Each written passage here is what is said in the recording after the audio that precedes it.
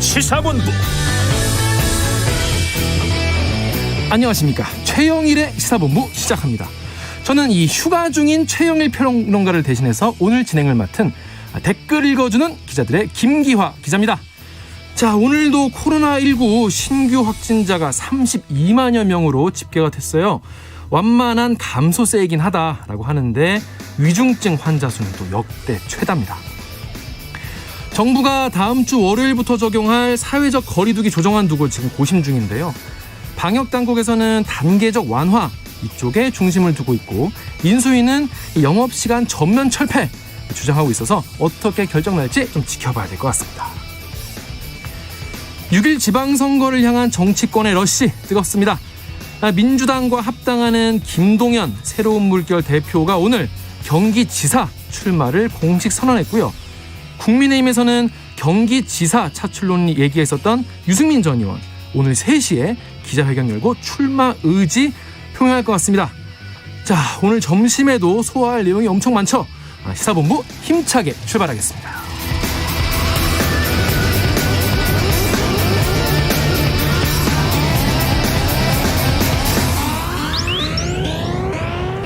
일부에서는요, 오늘의 핵심 뉴스를 한입에 딱 정리해드리는 한입뉴스 코너가 기다리고 있고요. 2부 10분 인터뷰에서는 이준석 국민의힘 대표와 6.1 지선공천 등 이야기를 10분이 아니라 한 20분 정도 길게 나눠보겠습니다. 이어서 각설하고 시즌2 준비되어 있고요. 앞으로 이제 한입에 쏙 들어가는 뉴스와 찰떡궁합이죠. 디저트송 신청 기다리겠습니다. 오늘 뉴스 들어보시고 요 노래 좀 괜찮은 것 같다, 요거 같이 들으면 어울리겠다 하는 노래 있으시면 문자 샵 9730으로 자유롭게 보내주세요. 만약에 내가 보낸 노래가 오늘의 디저트송으로 선정됐다 이러면은 커피 쿠폰 보내드립니다. 짧은 문자는 50원, 긴 문자는 100원이라고 합니다.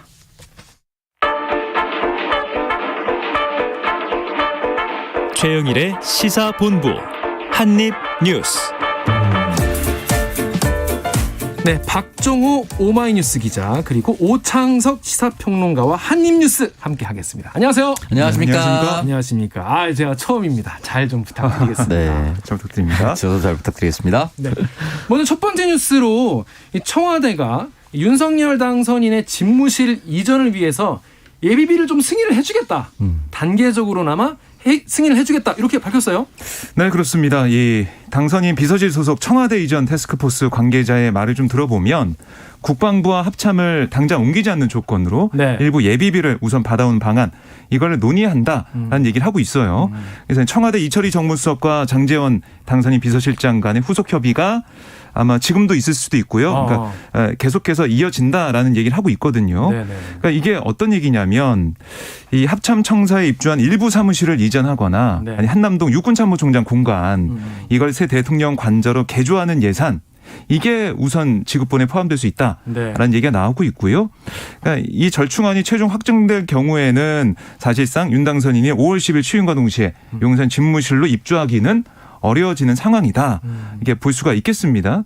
그러니까 이 윤 당선인과 문재인 대통령이 이 만천회동할 때 정확한 이전 계획에 따른 예산을 면밀히 살피 협조하겠다 이렇게 밝힌 바가 있는데 실제로 면밀히 살피신 거네요. 그렇습니다. 면밀히 살펴서 안보 공백, 그러니까 이제 무리한 면 이런 것들은 자 좀 드러내고 우선 뭐 리모델링 정도나 일부 사무실 이전 정도 여기에 대해서만 예비비를 지출하겠다 이 정도로 나오고 있는 거고요.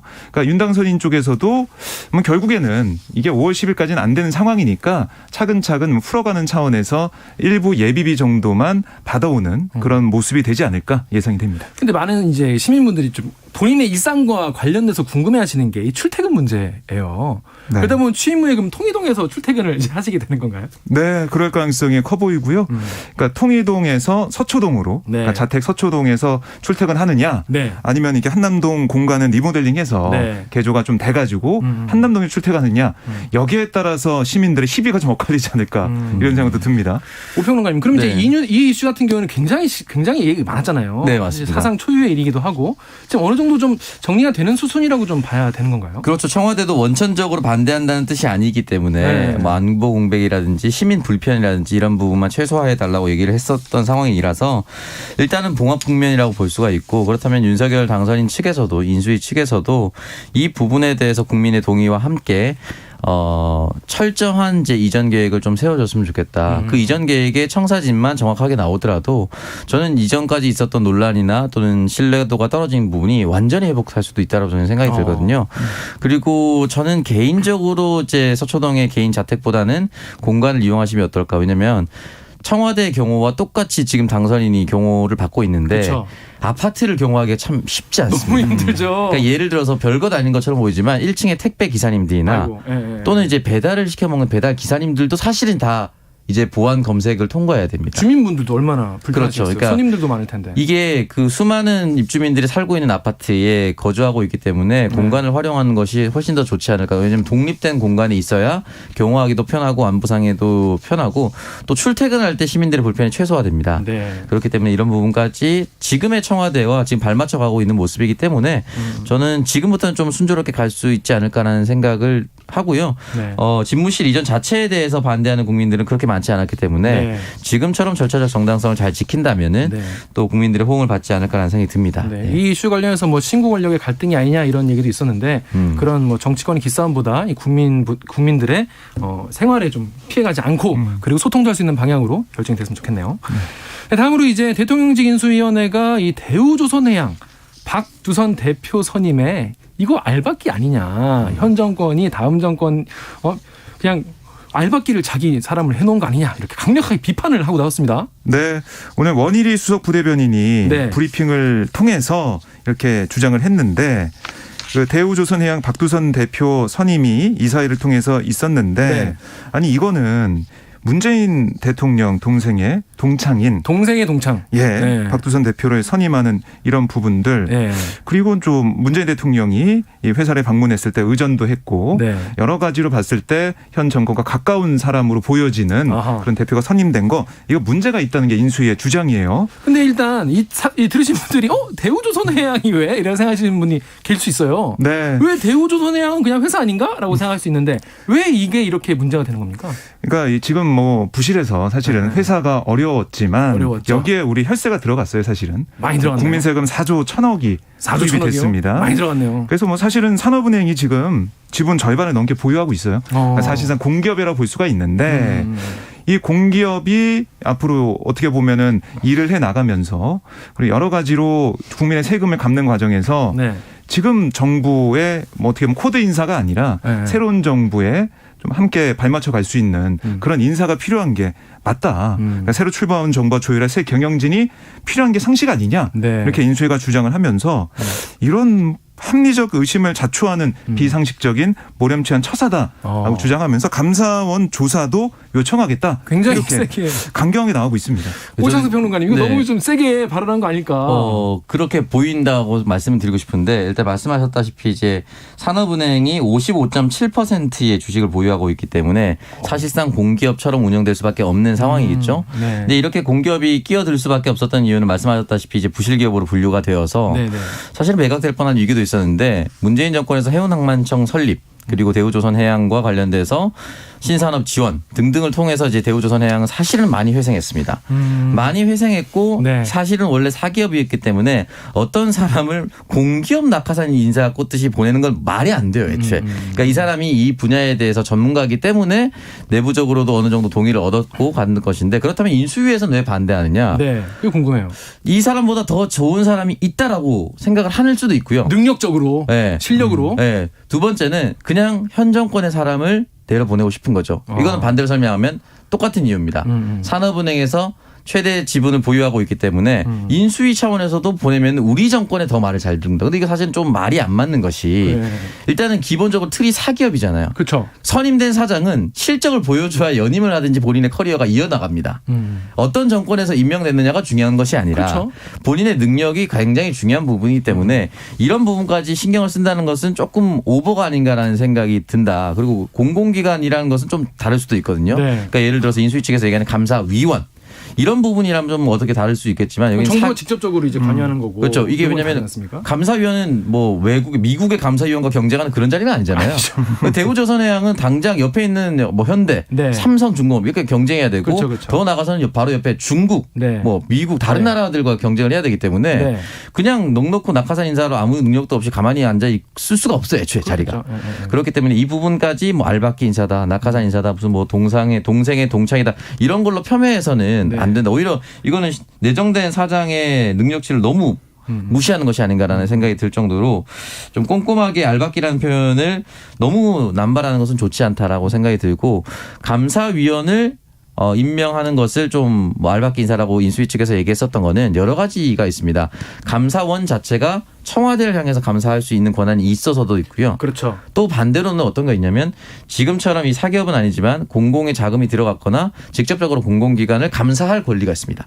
그러면 이거는 악용할 경우가 있어요. 예를 들어서 공공기관장을 문재인 정권에서 임명한 사람을 내보내고 싶고 우리 사람을 보내고 싶다면은 네. 감사원을 돌리면 돼요. 그러니까 악의적으로 이용한다면 그런 여러 가지도 있는 것이 아니냐라고 얘기가 들을 정도로 지금 감사위원이나 알박기라는 단어를 너무 남발하고 있어요. 그래서 이 부분에 대해서는 적어도 이 영역만큼은 전문가가 올라올 가능성이 다분하기 때문에 회사 망하고 싶지 않으면 그렇죠. 잘하는 분 올리겠죠. 그리고 만약에 문재인 정권에서 대우조선해양이 산업은행이 투입됐음에도 불구하고 하락세고 망해가는 과정이라면은 이 선임권에 대해서는 국민들도 동의 안 할 겁니다. 네. 근데 살려놓는 과정이었어요. 그렇죠. 그렇기 때문에 이 부분에 대해서는 너무 바지가랑이를 잡는 것도 뭐 좋지 않을 것 같다 그런 생각이 듭니다. 근데 말씀하신 것처럼 지금 대통령직 인수위가 지금 문재인 정부의 각종 인사나 정책에 대해서 알박기다. 뭐 계속 뭐 이런 식으로 이제 비판하는 경우가 한두 개가 아니에요. 네. 근데 그 중에 지금 또 대통령직 인수위가 하나 또 주장하고 있는 게 뭐냐면 공수처장. 김진욱 공수처장의 거취에 대해서 좀 문제 제기를 했다는 기사가 있었는데 어떤 내용입니까? 그러니까 어제 인수위가 이 공수처와의 간담회를 했습니다. 네. 그 자리에서 어떤 얘기 나왔는지 브리핑을 통해 들어보니까 네. 지금 김진욱 공수처장 임기가 뭐 2년 정도 남았어요. 2024년 1월까지니까 네. 남아 있는데 여기에 대해서 이용호 그 정무사법행정분과 간사가 어떻게 브리핑을 했냐면 아니 김진욱 처장의 거취에 대한 입장을 표명을 하는 게 좋지 않겠느냐 이런 국민 여론이 있다고 공수처에 말을 했다는 거예요. 국민 여론이 네. 있다. 그래서 김진욱 처장이 물러나야 된다는 그런 여론을 전달했다. 이렇게 브리핑을 했는데 근데 이 얘기를 딱 들어보면 사실 인수위는 이 현 정부의 그러니까 전임 정부의 그런 일들을 인수인계하는 그걸 어떻게 잘할지 그쵸. 보고 그걸로 성과를 내는 새로운 정부의 밑그림을 그려내는 그런 역할을 하는 곳인데 이렇게 김진욱 처장의 거취에 대해서까지 얘기한 건 문제가 있지 않냐 네. 이런 지적이 나오고 있어요. 네. 그래서 뭐 이용호 의원도 아니 국민 의사를 전달한 거지 네. 거취를 압박한 건 아니다라고 진화에 나섰지만 그동안 사실 윤석열 당선인도 그렇고 그 선거 시절에 그렇고 공수처에 대한 비판을 많이 했단 말이죠. 네. 그런 차원에서 그게 이어져 와서 결국에는 인사 압박을 한 게 아니냐. 이런 비판은 아직까지 계속 이어지고 있는 상황이고요. 결국 윤 당선인이나 아니면 윤핵관들의 의중이 네. 반영이 돼서 공수처에 대한 압박, 김진욱 처장이 물러나야 된다. 그런 식으로까지 얘기한 게 아니냐. 이런 비판이 나오고 있습니다. 제가 그래서 오늘 관련 브리핑을 봤는데 한 기자가 이걸 물어봤어요. 기자가 뭐라고 이제 질문했냐면 그 국민 여론은 어디서 들은 겁니까? 뭐에 근거한 거냐? 네. 국민 여론 이런 여론 있다고 하는데 뭐에 근거해서 한 거냐고 하니까 이용호 의원에게 물어보시라라고 얘기를 하고 넘겼던데 이게 사실 정치인들이 되게 쉽게 사용하는 화술이긴 하죠. 국민 네. 여론이다 이런 게. 뭐 어떻게 이런- 봐야 됩니까 이거? 저는 일단 기본적으로 이제 그 인수위 또는 알박기 이런 걸 동시에 검색하면 모든 인수위에서 이런 얘기가 나왔습니다. 매번. 네, 그리고 심지어 인수위가 없었던 2017년 문재인 정권이 탄생할 때도 네. 황교안 권한대행이 할 때도 공공기관 인사라든지 이런 것들을 함부로 하지 말아달라는 요청을 했었거든요. 그러니까 저는 동일하게 반복되는 이 상황을 좀 정리하기 위해서 대한민국 정치가 두 가지 결단을 해야 된다. 두 개 중에 하나는 그냥 미국처럼 정권이 끝나면 다 사퇴하고 나가는 거예요. 다 대놓고 미국은 섀도우 캐비넷이 있지 않습니까? 예, 맞아요. 그렇게 선택을 하거나 아니면 이 알박기에 대해서는 임기를 모두 지켜주는 방향을 좀 갔으면 좋겠어요. 그러니까 둘 중에 하나를 그냥 네. 원칙으로 세우고 네. 정권 끝나면 그냥 싹 나가던가. 그러니까 왜냐면 이 잡음이 매년 5년마다 그러니까. 반복돼요. 이게 정권을 잡으면 또, 네. 또 마음이 또 달라지지 않겠습니까? 매번 그전에는- 달라지는 거죠. 이렇게 왔다 갔다. 그러니까 내 사람을 더 추천해 주고 싶고. 근데 네. 이거는 이제 코드 인사다 무슨 고소형 내각이다 뭐다 이렇게 얘기하지만 결국은 그 사람을 이제 이제 정권을 탄생하게 시킨 주역들과 함께하는 건 전 맞다고 봐요. 그렇죠. 그렇게 편마할 필요가 없다고 생각하거든요. 그러니까 자신의 어떤 정권을 이제 딱 잡았을 때 내가 만들고 싶어가는 국가 네. 이끌고 하는 그런 방향 같은 거에 동의하는 사람들과 함께 일하는 게 당연히 뭐 본인 입장에서 좋겠죠. 저는 뭐 당연하다고 네, 생각이 호흡도 들고요. 맞고. 만약에 네. 예를 들어서 민주당의 경제 정책과 국민의힘 경제 정책이 다를 수밖에 없어요. 그렇죠. 네. 각각의 캠프가 다르게 구성되고 각각의 다른 경제 전문가가 붙었다면 정권이 바뀌었다면 그 전문가한테 맡기는 게 맞겠죠. 갑자기 국민의힘이 정권 탄생했는데 민주당의 경제 통을 데려오겠습니다. 이런 말이 안 되거든요, 사실은. 그렇기 때문에 이 부분에 대해서는 원칙적으로 저는 말씀드리는 것이 어떠한 공직이든 임기는 지켜져야 된다. 당선인 스스로가 임기에 대한 흔들림을 느껴봤던 사람이기 때문에 그렇죠. 네. 더더욱 이 임기는 좀 지켜졌으면 좋겠다는 생각이 들고 공수처를 앞으로 어떻게 할 것인가에 대한 논의는 새 정권 출범 후에 해도 됩니다. 정말 새 정권이 공수처는 필요 없는 기관이다. 수사지휘권을 폐지하고 검찰의 독립성을 보장해야 된다는 당선인의 말처럼 검찰이 그냥 검찰대로 내버려 두고 민정수석도 없애고 그냥 돌아가도록 하고 싶다라고 하면은 새 정부가 취임하고 나서 탄생하고 나서 이 논의를 사회 공론화시켜서 우리는 이렇게 가겠습니다라고 하면 됩니다. 진짜 국민 여론을 좀 모아가지고 네. 수기를 거쳐서 심지어 국민 여론이 차지 않더라도 그것이 대통령의 역점 사업이라면은 또 강행해서 그 결과로서 국민에게 판단받는 것도 저는 정치의 영역이라고 생각을 하거든요. 그렇기 때문에 이 부분에 대해서는 임기를 보장하는 것이 맞다. 그리고 예를 들어서 공수처가 윤석열 정권이 탄생하고 나서 폐지되지 않는다라고 하면은 2년 임기로 돌아가지 않겠습니까? 마지막 임기 때 윤석열 정권에서 임명한 공수처장이 새 정부와 함께 맞닿은 기간 동안 그렇겠네요. 알박기 인사다 사퇴하라 이런 얘기를 들으면은 윤석열 정권에서 마지막 정권에 임명한 사람 입장에서는 기분 나쁠 수도 있고 네. 윤석열 당시 대통령으로서도 기분 나쁠 수가 있겠죠. 네. 그렇기 때문에 이 부분 딱 5년만 돌아가면은 역지사지를 해봐야 되는 거예요. 똑같이 느낄 수 있는 부분이라서 저는 그냥 원칙을 지키는 것이 맞다. 그 원칙을 정확하게 지켜야 된다. 섀도우 캐비넷에서 가거나. 그래야 나중에도 그렇게 주장할 수 있겠죠. 그렇죠. 최소한 이런 잡음은 좀 사라지지 않을까라 생각이 듭니다. 뭔가 이거에 대해서 정말 아까 말씀하신 대로 딱 명확한 원칙 같은 게 우리나라에 있었으면 오히려 좋지 않았을까 이런 생각 드는데 이게 뭐 국회도 그렇고 청와대도 그렇고 뭐 그런 기관장도 그렇고 네. 뭐 KBS 사장도 마찬가지고 이게 임기가 계속 이렇게 겹치다 보니까 언제든지 이런 이슈가 생기는 것 같습니다. 매번. 자, 그런데 이것도 관련 뉴스가 공교롭게도 이런 게 있어요. 지금 검찰이 산업부 블랙리스트까지 예전 산업부의 이제 기관장이랑 이제 장관에 나가라 이렇게 했다는 산업부 블랙리스트 의혹을 수사 중인데 검찰이 지금 갑자기 굉장히 오랜만에 통일부 교육부까지 블랙리스트 의혹을 수사 확대하고 있는 상황이다. 이런 기사가 있습니다. 네, 그러니까 사실 좀 오래된 거예요. 38개월이에요. 그러니까 이게 그 자유한국당 그렇죠. 이 당명이 있을 때 자한당 시절이죠. 네. 네. 박근혜 정권에서 임명된 국책연구기관장, 뭐 정부산하기관장들이 문재인 정부 초기에 강압적으로 밀려났다고 하면서 네. 당시 뭐 조명균 전 통일부 장관이나 김상곤 전 부총리 겸 교육부 장관 등의 11명을 2019년 3월에 직권남용과 권리행사 방해 혐의로 서울동부지검에 고발을 했어요. 네네네. 근데 검찰이 현재까지 그러니까. 수사를 하고 있습니다. 수사하고 있는데 바빠서 그랬나 보죠. 네. 또 이번에 사실은 참고인 조사를 좀 마치고 또 정리하고 있는 상황이라고 하고 산업부 블랙리스트 의혹이 수사가 또 되다 보니까 네. 이것도 다시 한번 수사가 되는 거 아니냐 네. 이런 지적이 좀 나오고 있는 상황인데요. 그래서 관련자들도 당시에 뭔가 압박을 받았던 일들이 있었다라고도 증언을 하고 있습니다. 지금도. 네. 만약에 실제 있었다면 사실 문제긴 하죠. 네, 네. 그래서 산업부 블랙리스트 의혹 수사가 되고 있는 상황에서 네. 이 뭐 교육부나 뭐 통일부 여러 부처들의 이런 뭐 기관장들이 사퇴하는 그런 상황들까지 아마 다 검찰이 들여다보지 않을까 그런 생각이 들고요. 근데 결국 이렇게 되면 공수처에 대해서 인수위가 보였던 그런 태도와 또 검찰이 이렇게 수사해가는 이런 상황들을 보면 이게 5년 뒤에는 또 공수가 바뀌어가지고 할 수가 있잖아요. 그러니까요. 그러니까 말씀하신 것처럼 이번 기회에 어떤 기준을 네. 확실히 정해서 다시는 이런 일이 뭐 뉴스에서 계속 반복되지 않았으면 좋겠다는 생각 듭니다. 네, 그렇습니다. 오평론 이거 어떻게 봐야 됩니까? 이거 이건 시간이 좀 너무 너무 지나서 이거 얘기를 진짜. 갑자기 끄집어내서 이런 부분에 대해서 사실은 이제 우려했었던 부분이거든요. 네. 그러니까 윤석열 당선인을 향해서 정치 보복을 하지 않겠다. 네. 이렇게 얘기를 좀 해달라고 하고 본인 스스로도 하지 않겠다라고 얘기를 했었거든요. 근데 지금 이 돌아가는 모습을 보면은 통일부 교육부 등등의 사표를 내고 물러났던 기관장. 그럼 결국은 만약에 혐의가 발견이 되면은 이게 2017년 얘기입니다. 그죠? 네, 혐의가 발견되면은 통일부 교육부 위에서 누가 지시했지? 결국은 청와대밖에 없어요. 네. 그러니까 예를 들면은 네. 타깃팅이 어떻게 보면은 정해진 수사일 수도 있고 그렇죠. 왜 끝나가는 정권. 네, 왜 지금 시작되는 것인가? 그러니까 이런 부분에 대해서 의문을 제기할 수밖에 없어요. 그래서 계속 일부 네티즌들 같은 경우는 영화 더킹에서 검찰의 자료를 묵혀놨다. 촥 열어가지고. 네, 언젠가 시의적절하게 꺼내서 쓴다. 이런 얘기가 다시 나올 수밖에 없는 부분이라서 다만 제가 다시 말씀드렸지만 아까 전에 임기를 지켜야 한다는 원칙처럼 잘못된 부분이 있으면 파헤치는 게 맞아요. 네. 다만 이게 시기적으로 왜 이렇게 끄집어내는 것인가. 네, 마치 네, 지금 임기가 얼마 남지 않은 현 정권에 대한 공격 용도로 쓰는 것처럼 보이는 이 시점이 네. 과연 옳게 보이는 것인가. 그렇죠. 새 정권에 대한 선물로 보이는 건 우리 기분 탓이겠죠? 안 그러겠죠? 설마 우리 검찰이 그런 당선인이 안 한다고 있겠죠? 했으니까 정치 보복을 하지 않을 거라고 생각합니다. 네, 이건 좀 더 지켜봐야 될 것 같습니다.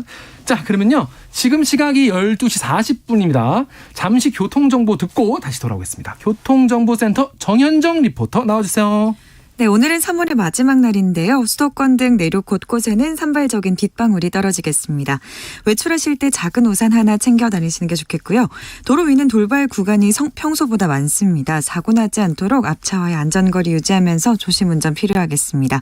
서울시내 강변북로 구리 방향으로 서강대교에서 한남대교까지 지나는데 20분 정도 예상하셔야겠습니다. 내부순환도로는 성수분기점 방향으로 홍제램프에서 정릉터널 입구까지 정체 이어지고요. 경부고속도로 상황은 서울 방향인데요. 죽전휴게소에서 서울요금소까지와 달래내 부근에서 반포까지 정체입니다. 반대 부산 쪽으로는 반포에서 서초까지 천천히 가고요. 남구미 부근 3, 4차로에서는 낙하물이 떨어져 있습니다. 미리 차로 변경이 필요하겠습니다. 서해안고속도로 서울 방향 광천 부근에서는 고장난 차 서 있고요. 금천에서 막힙니다. 반대 목포 쪽으로 비봉에서 정체 있습니다. KBS 교통정보센터에서 정현정이었습니다.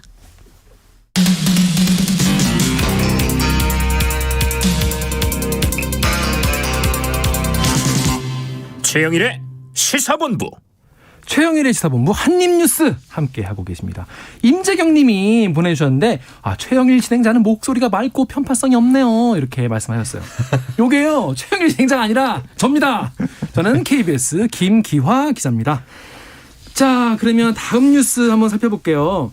지금 이제 대선 끝나고 지방선거 또 이제 큰 선거가 기다리고 있어요. 그래서 지금 뭐 당마다 지금 막 셈법이 복잡한데 먼저 김동연 대표가 이 경기지사 출마 선언을 했고 또 유승민 전 의원도 오후에 기자회견을 한다고 하는데 네. 자 먼저 김동연 대표 얘기부터 들어보시죠. 어떻게? 네, 김동연 새로물결 대표가 오늘 오전에 국회에서 네. 경기지사 출마 선언했는데 뭐라고 했냐면 네. 지난 대선에서 저는 정치교체와 국민통합이란 공동가치로 이재명 후보와 손을 맞잡았다. 그죠? 이제 실천의 시간이다. 이 실천을 경기도에서 시작하겠다. 이렇게 출마를 공식 선언했습니다. 네. 그러니까 이재명 후보와 뭐 공동 유세를 하면서 정치개혁, 또 정치교체 이걸 약속했는데 네. 지금 대선에 패배하면서 네. 이걸 현실화할 수 있는 방법이 없었는데 네. 그걸 경기도에서 할 수가 있다. 또 경기도가 이제 대한민국의 어떻게 보면 축소판이라고 할 수가 있는 곳이니까 경기도에서 범정치교체 세력에게 가장 중요한 지역인 경기도에서 승리를 해서 지방선거 전체를 반드시 승리를 이끄는 그런 역할을 하겠다. 이렇게 포부를 밝혔어요. 실제로 경기도에서 꽤 사셨더라고요, 보니까. 네, 뭐 또 어떻게 보면 광주, 성남, 과천, 안양, 의왕 여기서 살았다. 그리고 뭐 공직도 거기서 이제 하면서 대학 총장도 하고 네. 20년을 경기도에서 일했다라고 네. 얘기를 했습니다. 그래서 경기도에 대한 애착, 그러니까 경기도가 기회를 좀 경기도에서 부여받은 그런 면이 컸기 때문에 이제 봉사하고 헌신하겠다 이런 얘기도 했어요. 그리고 이제 이 윤석열 정부가 이제 갓 출범하는 상황이 되잖아요. 네. 이 독선에 빠지지 않게 견제가 되는 그런 역할도 할 수 있다라고 얘기를 했습니다. 그럼 다른 후보들은 어떻게 됩니까? 지금 보면은 결국 이제 민주당 이 경기지사 후보들 4명 4파전으로 갈 것 같아요. 네. 이미 염태영 전 수원시장 그리고 조정식 민주당 의원 출마 선언했고 네. 그다음에 오늘 오전에 오선의 안민석 의원도 출마 선언했습니다. 네. 그다음에 오후에 2시에 국회에서 다시 한번 출마 선언하는데 이게 좀 공교롭게 같은 날 선언하게 되면서 비교가 되는데 예. 안민석 의원 같은 경우는 이 민주당의 민주화 개혁 이걸 바라지는 게 중요하다. 네. 그리고 이제 박근혜 정권의 국정농단에 맞서 투쟁했던 자신이 검찰 공화국에 맞서서 경기도를 지키겠다. 이런 포부를 밝혔고 또 눈에 띄는 게 이재명 민주당 상임고문이 8월 전당대회에서 당대표로 출마해야 된다. 이런 얘기를 했어요. 그리고 이재명 후보의 여러 공약을 내가 다 계승하겠다. 이렇게 얘기하면서 김동연 이 대표도 이재명 네. 고문 얘기를 했고 안민석 의원도 마찬가지고 또 조정식 의원 같은 경우도 자신 이제 시흥이 지역구인데 네. 자신이 경기도지사 출마하게 되면 그 지역을 이재명 고문이 출마하는 걸로 그걸 좀 제안한다 이렇게 얘기를 했어요. 그렇습니다. 이제 대선에서 아직 끝나지 않은 여운이 남아 있는 것 같은데 오창석 평론가님 그러면 네. 김동연, 안민석, 조정식, 염태영 지금까지 네 분이에요. 네. 누가 돼? 좀 쉽진 않은데 항상 이게 어려운 질문은 근데 쉽지 않아. 굉장히 쉽지 않은데 지금 기사만 보더라도 이슈는 김동연 총리가 몰고 다닌다라고 볼 수가 있습니다. 일단 기사량 자체가 네, 기사량 자체가 너무 다르고 네. 아무래도 기존의 정치권에 있긴 있었지만 실질적인 정치인이었다라고 보긴 좀 어렵습니다. 왜냐하면 그렇죠. 공직에 있었기 공직에 때문에. 있어서, 예. 근데 이 공직에 있었고 그동안 이제 여러 검증을 했습니다. 박근혜 정권 그리고 문재인 정권을 오면서도 검증을 했는데도 큰 문제가 없었고 그렇네요. 예. 그리고 문재인 정권 내에서도 좀 쓴소리를 좀 담당을 하기도 했었고 그렇죠. 본인 스스로 대선 과정에서도 이재명 후보가 토론을 하면서 청와대 내에서 내가 옥신각신 싸운 것이 많았다. 그런 얘기를 좀 듣지 않았으면 좋겠다. 그런 세상을 만들어달라고 이재명 후보한테도 얘기를 했었거든요. 네네네. 합당을 하면 그 단일화를 하면서 네네. 그렇기 때문에 이미지나 이런 부분이 굉장히 손상된 부분이 없습니다. 오히려 참신한 부분으로 있고 그리고 그냥 정치 신인으로 들어온 것이 아니라 청와대 경험이 좀 풍부하기 때문에 그렇기도 하죠. 네, 그렇기 때문에 아마 현재로서는 이슈를 몰고 다니는데 중요한 거는 결국 당원 50%라는 룰이 들어가면 기존의 조직을 가지고 있었던 현역 의원들에게 유리합니다. 그러니까 경선이 국민 50%, 당원 50% 이렇게 네. 진행이 되죠. 네, 현재 이렇게 될 가능성이 높은데 네. 그러면 이제 김동연 후보가 들어오면서 민주당이 전체적으로 민심을 따르겠다라고 얘기해서 네. 전 지역을 100% 국민 여론으로 하겠다라고 선언을 할 수도 있습니다. 그러니까 경기만 하겠다는 안 돼요. 그러니까 이 특정 지역만 하겠다는 말이 안 되는 거예요. 왜냐하면 그 특정 지역만 하면 특정 후보를 밀어주는 것처럼 보이기 때문에. 그렇죠. 근데 전 지역으로 만약에 확대를 한다고 했을 경우에는 아마 김동연 후보가 많은 분발을 할 수도 있지 않을까라는 생각이 들고 또 하나는 네. 전체적으로 민주당의 당원들 역시 조직이 가동되는 것이 있을 수도 있습니다만 승리를 가장 염원합니다. 지금 대선 네. 이미 졌기 때문에. 네, 그렇기 때문에 상대 후보가 누가 될지 모르겠지만 유승민 후보가 출마를 계속 할 것이다라는 얘기를 하고 있다면 네. 저렇게 강력한 대선 후보에 맞서서 우리가 이기려면 전략적인 선택을 해야 된다라고 생각한다면 당원 50%를 넣는다 하더라도 또 참신하다고 생각하는 사람들에게 선택권이 돌아갈 수도 있습니다. 그런 의미에서는 현역 중에 안민석 조정식 의원은 긴장을 해야 될 것이고 수원시장 3선을 지냈던 염태영 전 시장도 긴장을 할 수밖에 없는 상황이라고 볼 수 있습니다. 그렇습니다. 자, 그런데 지금 경기도는 이런 상황인데 이 서울시장 같은 경우에도 굉장히 지금 얘기가 왔다 갔다 하는데 그중에 가장 중요한 이슈가 바로 우리 송영길 전 대표입니다. 이게 서울시장 나가냐가 본인은 아니다 그랬다가 또 나가는 거 아니냐. 분위기가 오락가락 해요. 지금 어떤 분위기입니까 지금? 당내 취재해보면은 당내에서도 지금 목소리가 오락가락합니다. 그래서 오락가락 한다고 하더라고요 보니까. 사실 어제 이제 송영길 전 대표가 이 대선 패배 책임을 지고 사퇴한 다음에 첫 공개 행보를 했어요. 서울 조계에서 열린 법회에 참석을 했는데 이 법회보다 사실 많은 기자들이 송영길 대표의 입을 주목했습니다. 당연한 어떤 얘기냐 했는데 당연한 상황인데 또 당연한 말을 했어요. 송영길 전 대표가. 아니 이건 우리 당이 성실하게 이 당원들과 지지자들의 얘기에 응답을 해야 된다. 내 개인 문제가 아니다. 제 고민 이게 중요하겠지만 고민은 해보겠지만 당이 성실하게 국민들한테 응답해야 된다. 이런 얘기를 했어요. 이거 약간 분위기 볼 때 하는 멘트 아닙니까 정치인들이? 그러니까 당에서 결단해주면은 나도 갈 수 있다. 이런 얘기를 하고 있는 것 같은데 하지만 당내에서는 비판이 계속 나오고 있습니다.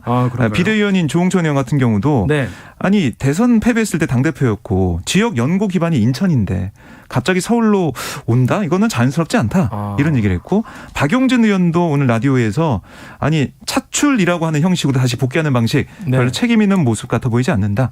최재선 전 청와대 정무수석도 차출이 아니라 사실상 자출이다. 스스로 출마하는 거다 비판하고 있습니다. 네. 자, 오찬원 평론 이거 어떻게 봐야 될까요? 일단은 여러 의원들이 얘기했었던 부분을 뼈아프게 들을 필요도 있죠. 근데 또 송영길 대표가. 근데 또 반대로는 실제로 진짜 송영길 대표가 차출됐으면 좋겠다라고 생각하시는 분들도 많아요. 그렇겠죠. 그렇기 때문에 왜냐면은 현재 부산 서울시장 후보군이 민주당 내에서 박주민 의원과 김진애 전 의원이 있습니다. 그래서 여기에 대해서 여러 가지로 이제 고민을 하는 민주당 지지자들이 있는 거죠. 김진애 의원은 인지도는 참 높은데 과연 오세훈 시장과 각을 세울 수 있을까라는 의문, 그리고 박주민 의원은 정권 참신한데 임대차 3법과 전세금 올린 부분에 맞아요. 뼈아프게 돼서 출마하면서 부동산 선거를 만들면 그냥 쥐는 거 아니냐. 시민들이 예. 이런 우려. 근데 송영길 대표, 그래서 송영길 대표 했으면 좋겠다고 생각이 들지만 앞서 말씀 여러 의원들이 지적했었던 선거 패배 책임이 있는 당대표가 인천이라는 지역구를 버리고 서울로 오는 것이 네. 과연 합당한 것인가. 네. 그러니까 여러 후보들이 지금 하마평에 오르고 있는데 여러 후보 모두 적절한 리스크들이 있습니다. 네. 이걸 어떻게 뚫어낼 것인가에 대한 것은 역시나 송영길 대표 본인 스스로의 역할이라고 생각을 하고요. 나머지 언급했었던 박주민 그리고 김진애 전 의원 같은 경우는 그냥 출마하면 되는 거예요. 그렇죠. 송영길 대표 같은 경우는 일단 지역구 당대표 이 두 가지의 큰 리스크가 있기 때문에 이거를 그래도 계속해서 송영길이 필요하다라고 얘기하는 분의 얘기를 듣는다면 네. 송영길 대표도 결단을 내리고 그 비판을 감수하면서까지 경선을 할 거고요. 네. 아니면 이제 포기를 할 것 같은데 현재로서는 서울시장에 출마하겠다라고 얘기하는 사람이 2명밖에 되지 않기 그렇죠. 때문에 예. 공개적으로 얘기한 사람이 아마 송영길 대표가 일단은 주소지 정도는 옮겨두고 조금 더 여론을 수렴하지 않을까라는 생각도 좀 조심스럽게 해봅니다. 그러니까 4월 2일까지는 주소지를 옮겨야 되거든요. 4월 2일까지. 예, 지방선거 출마하려면. 얼마 안 내일 모레인데? 모레입니다. 그러니까 그 결정이 나는 상황이 되겠다 볼 수가 있겠고요. 예. 어쨌든 이 민주당 입장에서는 너무 후보가 없는 것도 그쵸. 이게 국민들 보기에는 참 그쵸. 민망스러운 상황이잖아요. 이거 막 분위기가 막 축제 같은 분위기가 돼야 되는데 네. 그래서 그런 면도 좀 고민하고 있을 것 같습니다. 흥행이 잘 안 될 수 있으니까. 네. 그렇습니다. 자, 다음 마지막 뉴스로 이 청와대가 오늘 오전에 이 특활비 그리고 김정숙 여사 옷값 관련해서 무분별한 의혹 제기 좀 그만해라. 네. 유감을 표했어요. 이틀째예요, 계속. 그 뭐 사실은 이게 인터넷 커뮤니티에 문제 제기가 있었고 네. 보도가 이어지면서 김정숙 여사의 옷 이거 특수활동비로 산 거 아니냐 이런 지적이 나와서 청와대가 이미 한 차례 그건 사비로 구입한 거다라고 얘기를 했어요. 탁현민 의전비서관도 여러 방송에 나와서 그런 의사를 밝혔고 그랬더니 어제 다시 방송 나온 게 뭐냐면 네. 아니 김 여사가 한복 등이나 액세서리 이런 것을 현금으로 샀다. 아니 탁현민 비서관은 카드로 샀다라고 했는데 현금 산 건 뭐냐 그랬는데 오늘 박수현 수석의 얘기는 뭐냐면 아니 의상비 관련해서 특활비로 아닌 사비로 구입했다 이미 밝힌 거다라고 얘기했고 아니 현금으로 하던 카드로 하던 다 사비인데 그게 왜 문제냐 이렇게 반박을 했고요. 또 한 가지 특활비 문제에 대해서 다시 얘기했는데 네. 아니 특활비 이거는 목적에 맞게 필요한 곳에 사용했고 네. 2017년 특활비 예산 125억 가운데 70.4% 88억 정도만 집행하고 국고에 헌납을 했다. 남았다. 예, 연평균 96억 5천만 원 특활비 편성해 오고 있는데 이거는 청와대 특활비가 도입된 94년 이후 역대 정부 최저 수준이다. 이렇게 반박을 하고 있습니다. 그렇습니다. 요거 어떻게 봐야 되겠죠? 특활비 이거 관련해서 네. 굉장히 오랫동안 끌어오고 있고 이것 때문에 많은 분들이 많이 헷갈려하고 있어요. 왜냐하면 인터넷 커뮤니티에 사진도 엄청 많이 들고 하니까 네. 맞나 이런 분도 많이 계시고. 그러니까 결국은 이제 특활비 내용에 대해서 공개하라고 얘기했었던 부분 하나, 그리고 이 부분이 이슈 파이팅이 별로 안 돼선 결국은 이제 김정숙 여사의 옷값이라든지 네. 브로치로 이제 넘어갔죠. 그래서 그 브로치가 C사의 명품의 가격이 굉장히 비싼 것이냐, 또 이제 어제 KBS인가요? 주진 라이브에서 아니다. 직접 만든 사람이 아니다라고 얘기를 하기도 했었는데 결국 이 논란이 무엇을 위한 논란인지 국민들은 사실 잘 모르고 있습니다. 김정숙 여사가 비싼 옷 입고 다녔다는 건가? 세금으로 샀다는 건가? 세금으로 안 샀다는데 이게 이 얘기를 하고 있거든요. 네. 결국은 저는 특활비에 대한 부분도 정리할 필요가 있다. 결국은 이제는. 그럼 만약에 특활비를 다 공개하라고 하잖아요. 네. 그러면 윤석열 정부도 당연히 공개해야 됩니다. 이제 모든 걸 공개해야 돼요. 그렇죠. 저도 그게 궁금했어요. 아니, 네. 그럼 애초에 특활비의 목적 자체가 네. 사실은 그렇게 할 필요 없이 어느 정도 쓸 수 네. 있는 돈이었는데 그것도 다 공개하라는 건지. 그래서 다만 저는 좀 조심스러운 부분이 예를 들어서 이제 특활비 중에는 청와대 식구들이 어떤 행사를 하면서 옮겨다니면서 뭐 도시락을 구매한다든지 이런 것들도 나와요. 네. 근데 만약에 반복적으로 구매한 곳이 있다라고 하면은 어떤 사람이 마음을 먹으면 반복적으로 그 도시락집에 음식에 무언가를 넣을 수도 있는 것이고, 아, 그렇죠. 그러니까 그런 여러 가지 안보상의 이유로 생각하지 못한 부분이에요. 그러니까 특활비를 공개하지 않는 부분들이 있는 거거든요. 그러니까 예를 들어서 윤석열 대통령이 취임하고 나서 이런 부분에 대해서 뭐 악성 테러 문제라든지 누군가 악의적인 마음을 품는다면은 이 동선을 추적할 수도 있습니다. 그렇습니다. 그런 것 때문에 좀 가리고 있는 것인데 이런 부분도 좀 잘 고려했으면 좋겠습니다. 알겠습니다. 네. 오늘 소식은 여기까지 들어보겠고요. KBS 1라디오 최영일의 시사본부, 저는 김기화 기자였고요.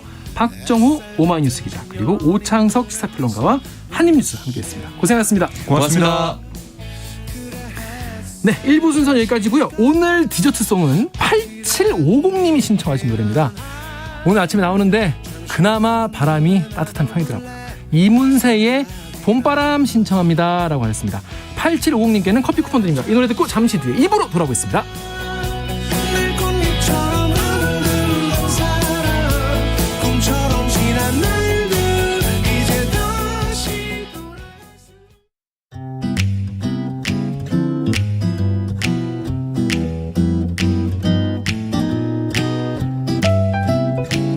안녕하세요.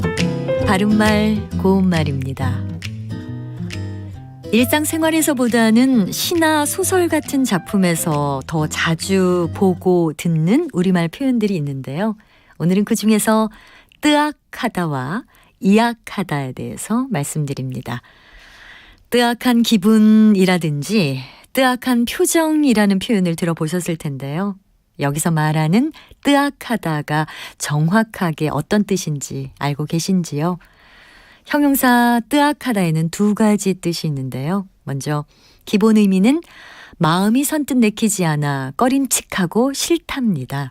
그래서 뜨악한 기분이나 뜨악한 표정 또는 뜨악한 눈초리라고 하면 뭔가 마음에 들지 않고 싫은 것을 뜻할 때 쓸 수 있는 형용사입니다.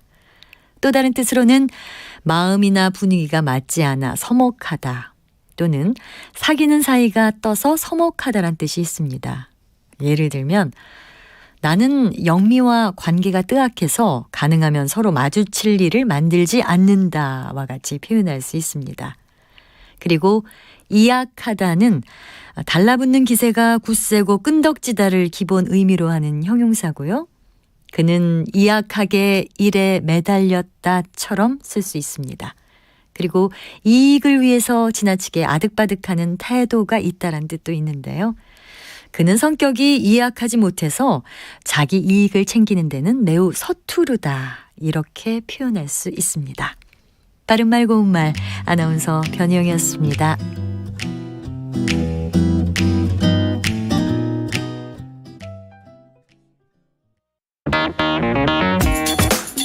시사는 뜨겁다. 조직적으로 움직였다는 의심이 드는 사건입니다. 아니 정치 권력이 더 두 번째는 세죠. 뭐냐면 정말 진짜 그건 지금 김용남 의원 때론 차갑게 식혀야 할 때도 있다. 그러니까 너는 죄가 있어 이렇게 판단하는 건 잠시만요. 잠깐만 이거는 이제 그만 문제라고. 네, 잠깐 끊고 가겠습니다. 시사는 시원하다. 이처럼 소가 화장실을 이용하면 배설물을 한 곳에서 처리할 수 있으니까 온실가스 배출량을 획기적으로 줄일 수 있다고 하는군요. 시원한 바람처럼 기분 좋은 소식이 있다. 시사의 핫앤쿨 KBS 1라디오에 다 있습니다. 평일 저녁 7시 20분 정준희 교수의 KBS 열린 토론, 평일 밤 10시 5분 김성환의 시사야. 많은 청취 바랍니다.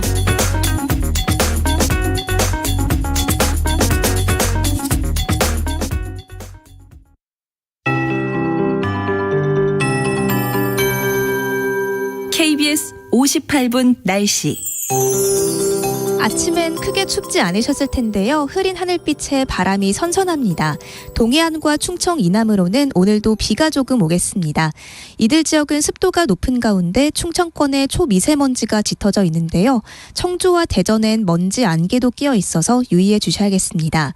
서해안과 경남 해안, 제주도는 바람이 강하게 불고 있습니다. 내륙엔 기압골이 발달해 있어서 밤까지 곳곳으로 빗방울이 떨어질 수 있겠습니다. 오늘 동풍이 부는 강원 영동과 경상 서부는 최대 10mm의 비가 더 오겠고요. 기온이 낮은 강원 산지는 1에서 5cm의 눈이 쌓일 수 있겠습니다. 충북과 전남, 경남에도 5mm 미만의 비가 지나겠습니다. 한낮엔 어제보다 좀 선선하겠습니다. 서울이 지금 14도 안팎까지 올라 있는데 볕이 강하진 않고요. 동해안과 남부지방은 오후까지 비가 오락가락하면서 낮 기온이 어제보다 10도 이상 내려가는 곳도 있겠습니다. 어제 23도까지 올랐던 대구와 포항이 오늘은 각각 14도에서 10도 안팎에 그치겠고요. 강릉, 속초 8도, 울진 9도 등 종일 한 자릿수를 보이는 곳도 있겠습니다. 환절기 건강관리 잘 해주시기 바랍니다. 4월의 첫날인 내일은 아침에 서울이 4도로 더 쌀쌀해지겠습니다. 지금 서울의 기온 13.7도입니다. 박다효입니다.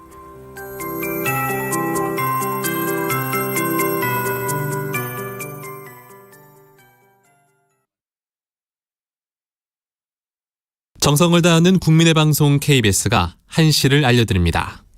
AM 711kHz, FM 97.3MHz, KBS 1라디오입니다.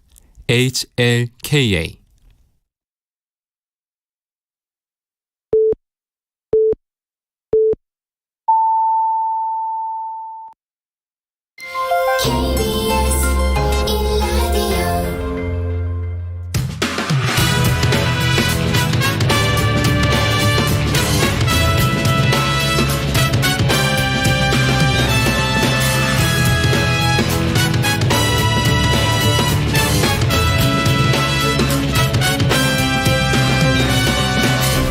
KBS 1라디오 최영일의 시사본부.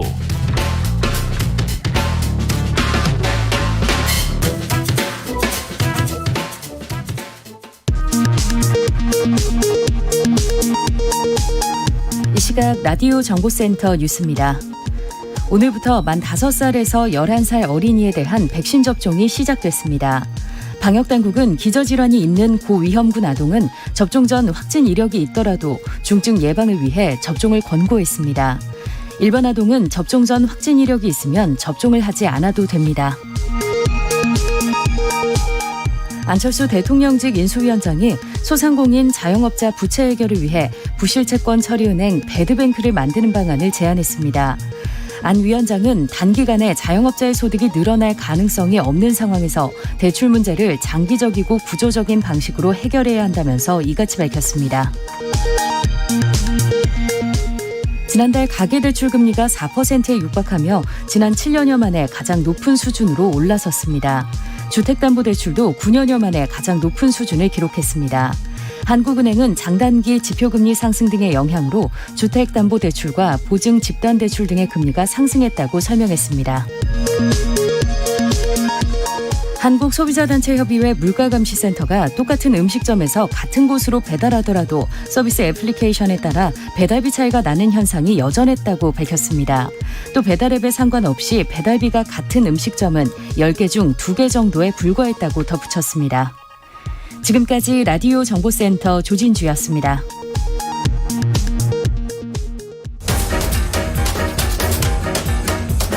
최영일의 시사본부 10분 인터뷰. 화제의 이슈를 콕 짚어보는 10분 인터뷰 시간입니다. 근데 오늘은 특별히 10분 좀 넘게 할 것 같아요. 국민의힘 이준석 대표가 지금 스튜디오에 나와 계십니다. 6일 지방선거 앞두고 공천 방향 그리고 청와대 특활비 이슈 등 최근 논란이 되었던 이야기들 궁금한 점 여쭤보겠습니다. 대표님 안녕하세요. 안녕하세요. 반갑습니다. 오늘이 38번째 생일이시라고. 예, 그렇게 했습니다. 예. 축하드립니다. 예, 감사합니다. 예. 그런데 정치인들은 생일날 뭐 합니까? 요즘 저희 공천 때문에 바빠가지고요. 그러니까요. 아침에도 회의 들어갔다가 회의 쭉 하다가 이제 방송하러 왔습니다. 미역국 드셨습니까? 아직 못 먹었습니다. 누가 좀 챙겨줘야 되는데. 그렇습니다. 네. 저희라도 축하를 드리겠습니다. 감사합니다. 자, 먼저 지금 야당에서 가장 지금 이야기 많이 한 이슈부터 여쭤볼게요. 네. 먼저 오늘 청와대가 이 김정숙 의사 의전 비용 관련해서 특활비 공식 입장을 연이어 또 내놨어요. 네. 그래서 문재인 정부 특활비 역대 정부 중에 최저다. 그리고 있는 돈도 남겼다. 이렇게 얘기를 하면서 이 옷값 등 이런 무분별한 의혹 제기 유감이다 이렇게 얘기했는데 좀 어떻게 보였습니까? 특활비를 가장 적게 쓴 거는 저희가 물어보지도 않았고요. 네. 왜냐하면 특활비를 많이 쓰고 일 열심히 하면 되는 거고 적게 쓰고 일 안 하면 좋은 거 이런 거 아니거든요. 그러니까 특활비를 적절하게 썼느냐의 문제인 것이고 이 옷값이라는 문제는 사실 언론에서 먼저 제기했던 것이고 전 어제 제가 입장을 내기를 옷값이 이제 모두 특활비가 한 푼도 들어가지 않았다라고 이제 주장한 게 청와대거든요. 네네네.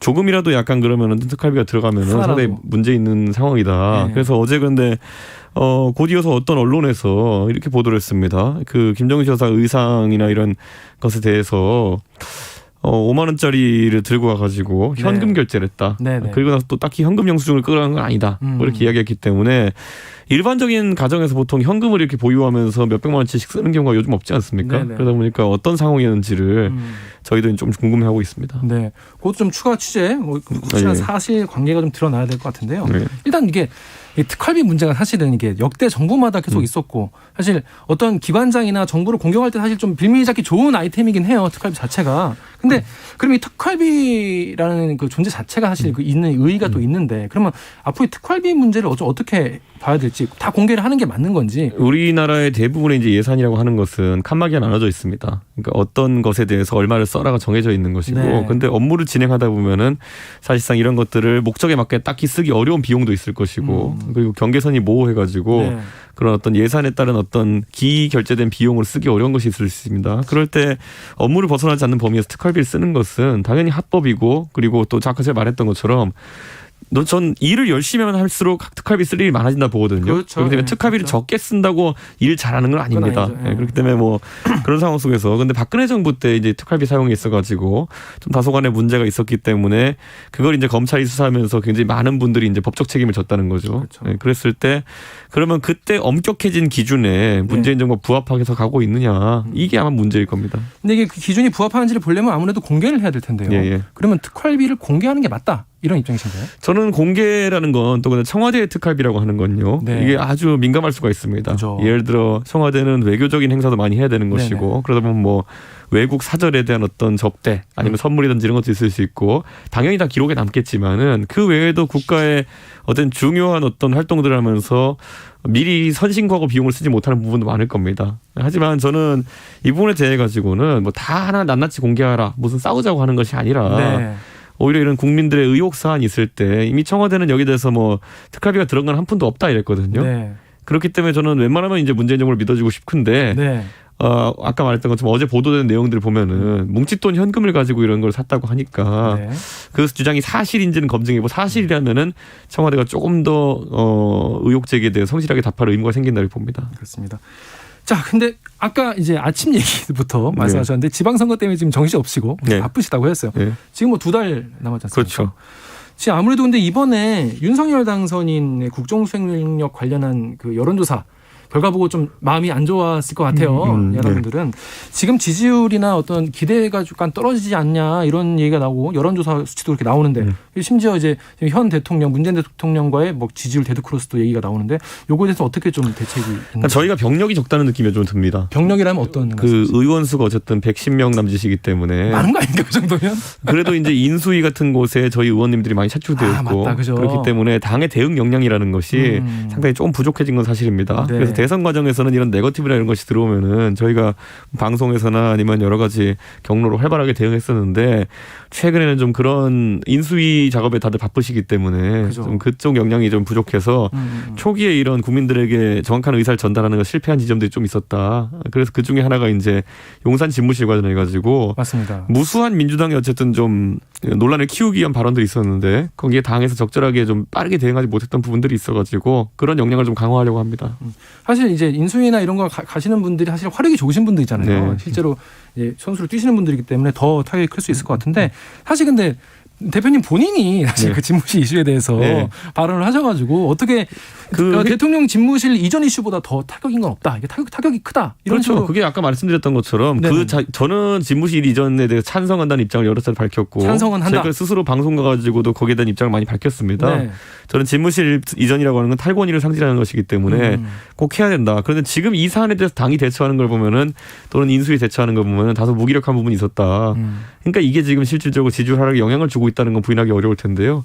그건 용산 이전이 틀렸기 때문이라는 그런 관점보다는 대국민 홍보전이나 이런 것들 적극적으로 더 수행해야 된다는 취지로 보시면 될 것 같습니다. 대표님 생각엔 이건 5월 10일에 바로 들어가고 용산 이전하는 거는 다 맞다. 근데 알려지지 않아서 홍보가 덜 돼서 이렇게 생각하시는 거예요? 아무래도 지금 상황에서 예를 들어 초반에 그 1조 원 이전 비용이라든지 이런 것들이 민주당이 좀 자극적으로 던진 것들이 있는데 이것에 대해서 물론 저희가 이제 세밀하게 따져가지고 뭐 497억 이런 식으로 반박하고 했지만은 민주당이 다소 이제 좀 이거는 무리수를 뒀다 봅니다. 어떻게든 비용을 과장하고 과거에 본인들도 공약했던 집무실 이전인데 무조건 안 되는 방향으로 이제 홍보를 하다 보니까 이런 부분에서 국민들의 어떤 분열이 좀 커지지 않나 싶습니다. 국민분들이 제일 이제 걱정하시는 건 너무 좀 급한 거 아니냐 이런 이슈는 있을까요? 집무실 이전에 대해서 찬성하는 국민들은 많은 것 같다는 여론조사 나오는데 이 속도 조절에 대해서 어떻게 보십니까? 그런데 저는 이렇게 생각합니다. 이 청와대라는 곳은 지금까지 몇십 년 동안 대통령이 거주하면서 많은 시설이 잘 되어 있기 때문에 한번 들어가면 또 나오기도 쉽지 않습니다. 예. 그래서 지금까지 문재인 정부도 광화문전을 시도하다가 그런 부분에서 한번 청와대에 자리 잡으면서 그걸 옮기는 것 자체가 비용이고 옮기는 기간이 다 공백이기 때문에 안보 공백이 이슈가 나올 수 있죠. 그렇죠. 그렇기 때문에 오히려 들어가면은 못 나온다. 이런 생각을 좀 하고 있습니다. 아, 그렇구나. 자, 그렇습니다. 지금 또 굉장히 관심들 많으신 게 초대 국무총리 누가 되냐? 이거 궁금하신 분이 많거든요. 또 오늘 뭐 기사로는 단독 이래가지고 한독수 전 총리가 된다. 그런 얘기도 있는데 어떻게 좀 봐야 될까요? 제가 2012년 대통령 선거 끝나고 나가지고 그때도 이제 인수위 과정을 보면서 총리 인선 이런 것들에 관심이 많았는데요.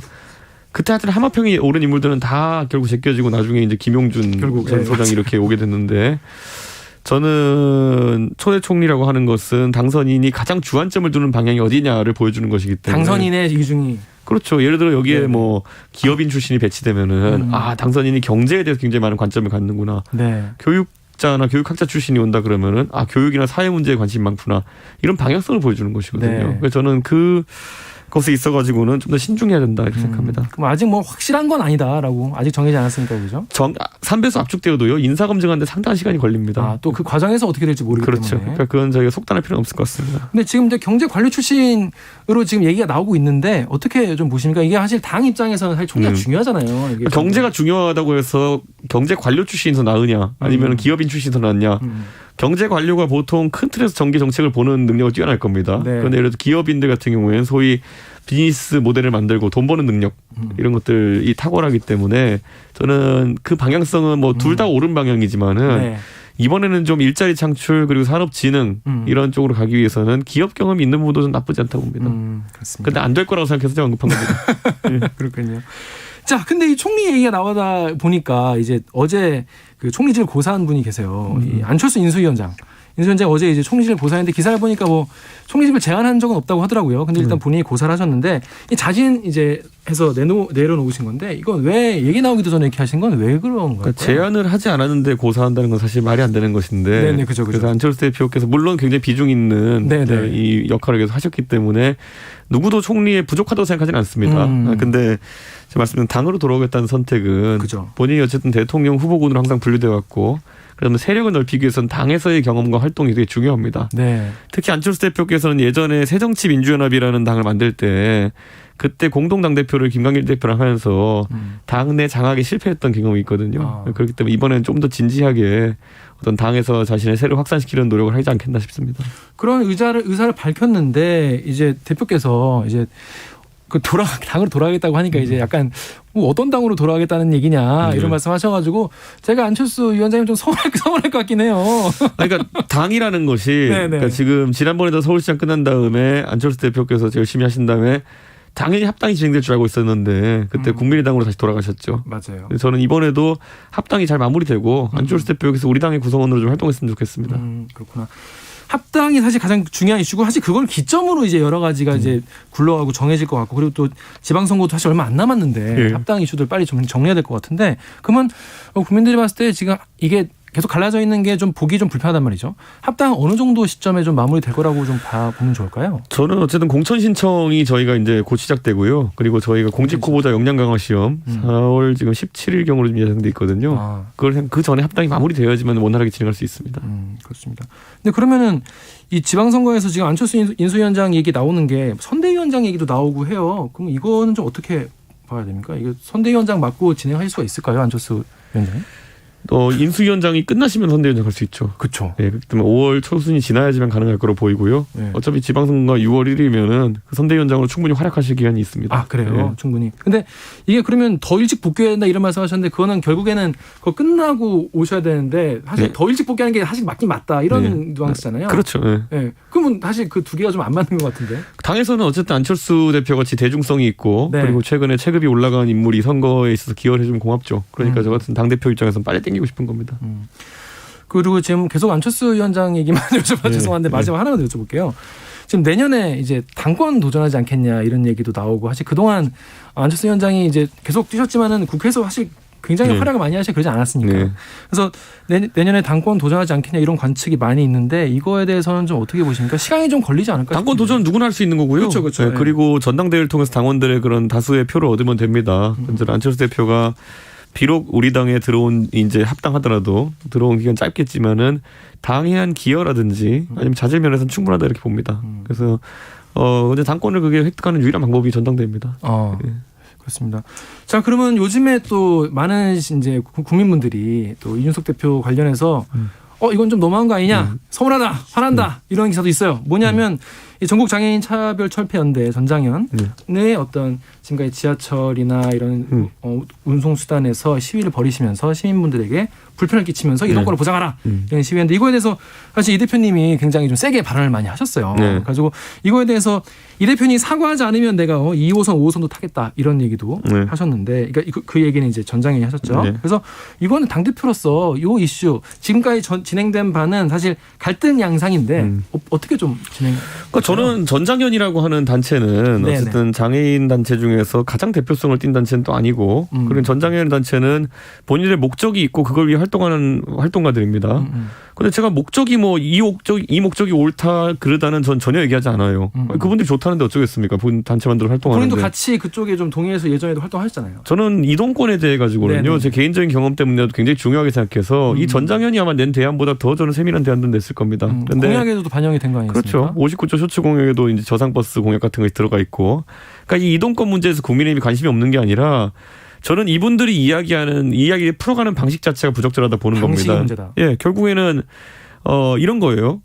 지난주에 하도 휠체어를 지하철 전동차 문에 끼워 넣는 방식의 시위에 대해서 비판이 많다 보니까 이분들이 이번 주 월요일 화요일에도 시위를 하셨어요. 근데 이번엔 탑승만 하셨거든요. 탑승하다가 원래 멈춰서 가지고 문이 안 닫히게 하는 시위였는데 탑승만 하시는 시위였더니 더 이제 약간 당황스러운 건 뭐냐면 지하철 지연이 발생하지 않았습니다. 그러니까 지금 이제 지하철을 이용하는 데 있어 가지고 그분들이 타는 것만으로는 불편함을 보여주기 어려운 거예요. 그렇기 때문에 지금 이제 출발을 저지하는 방식으로 이제 시위를 이어나가시는 것 같은데, 앞으로도 출발 저지라고 하는 거는요. 자, 이 이동권 문제에 대해 가지고 본인들이 불만족스러운 것이 있다 하더라도 3호선 타고 4호선 타는 서울 시민들한테 이걸 해달라라고 강제로 이렇게 이야기하는 것은 부적절합니다. 애초에 그분들이 뭐 공무원도 아니고 기획하는 역할을 하시는 분도 아니고, 저는 전적으로 이거는 전장현이 과잉 대응을 한 거다. 시민분들에게 얘기하는 게 아니라 시민분들을 통해서 정치인들에게, 그러니까 이준석 대표님이나 다른 여당 이런 분들에게 얘기를 하려고 전하려고. 그래서 제가 그런 거 이제 볼모 삼는다라고 했더니만은 볼모가 굉장히 과격한 단어이고 무슨 혐오의 단어라고 이렇게 막 이야기하는데 뭐뭐를 볼모 삼다라고 하는 거는 관용적 표현입니다. 그게. 그러니까. 저도 근데 볼모 삼다라는 표현 같은 경우에 예전에 지하철 파업이나 택배 파업에도 많이 쓰는 얘기긴 한데 이게 너무 비문명적이다라고까지 말씀하셨는데, 그러면 문명인 이하의 짓을 했다는 얘기냐? 아니죠. 문명이라고 하는 건 이런 거죠. 문명이라는 거는 결국 타인의 어쨌든 권리와 이런 것들을 침해하지 않을 그런 자연적인 약육강식을 벗어난 질서를 의미하는 게 좀 문명이라고 생각하거든요. 그런데 그럼 이 질서를 하면 저희가 법으로 규정하기도 하고 이렇게 하지만은 어쨌든 내가 내 권리를 주장하는 데 있어가지고 다른 사람의 권리를 침해하지 않으면서도 할 수 있는 방법들이 있습니다. 그런데 굳이 이걸 예전에 한무라비 법전에 눈에 놓는 이해니 이런 것처럼 내가 불편하니까 너희들도 불편하게 해줄게 이런 거 있잖아요. 그 정도는 아니죠. 이게 왜냐하면 1999년부터 이어져 왔던 시기인데. 아니요, 이런 양식이에요. 제가 몇 달 정도 했는데 제가 계속 지적하는 거는 이분들이 20년 30년 장애인 이동권을 위해서 말씀하셨던 거 하나도 폄훼하고 싶은 거 없습니다. 그런데 최근 몇 달간 벌어졌던 지하철 문에다가 휠체어 끼워놓고 30분에서 40분 정도 발차를 못하게 이제 묶어놓은 방식의 시위, 이거는 정말 이건 비문명적이라고 좀 판단합니다. 그럼 제가 하나만 여쭤볼게요. 그러면 앞으로도 어떤 시위든지 간에 그 지하철 파업이건 어떤 파업이든지 간에 시민들의 불편을 볼모로 이렇게 시위나 자기 주장을 펼리는 건 전부 다 비문명적인 거고 하면 안 되는 겁니까? 이런 거죠. 예전에 광우병 시위 같은 거 할 때도요. 그땐 주장이 오히려 좀 지금 와서 보면 좀 틀린 주장이었는데 어쨌든 전 존중합니다. 모든 것을. 시민의 어떤 그 시위나 아니면 집회의 권한을. 그런데 거기서 문제 이제 삼자면은 예를 들어 도로교통법을 이제 어기고 네. 집시법을 어기고 이런 문제일 텐데 저는 그런 거에 대해서는 또 굉장히 관대한 편입니다. 예, 뭐냐면 이 선거를 하다 보면은 네. 그런 대규모 집회 같은 경우에는 나올 인원을 산출하기도 어렵고 그렇죠. 그러다 보면 교통방해나 이런 게 일어날 수 있습니다. 어쩔 수 없이 있을 수 있죠. 그런 것은 저희가 우발적인 어떤 변수로 이야기하는 거거든요. 네네. 뭐 집행부에서 여기 뭐 도로를 점거해서 이런 게 아니라 자연스럽게 사람이 몰리다 보니까 차로도 점거하고 이런 거는 저는 이해가 가는데 네네네. 이건 애초에 우발적인 게 아니라 계획적이었죠. 가가지고 우리 주장을 관철시키기 위해서 서울 지하철 3, 4호선을 마비시켜보자 이런 거는 볼모 삼는 게 맞고요. 이건 지양되어야 될 선거, 투쟁 방식이다 이렇게 봅니다. 앞으로 이런 시위는 없어야 한다.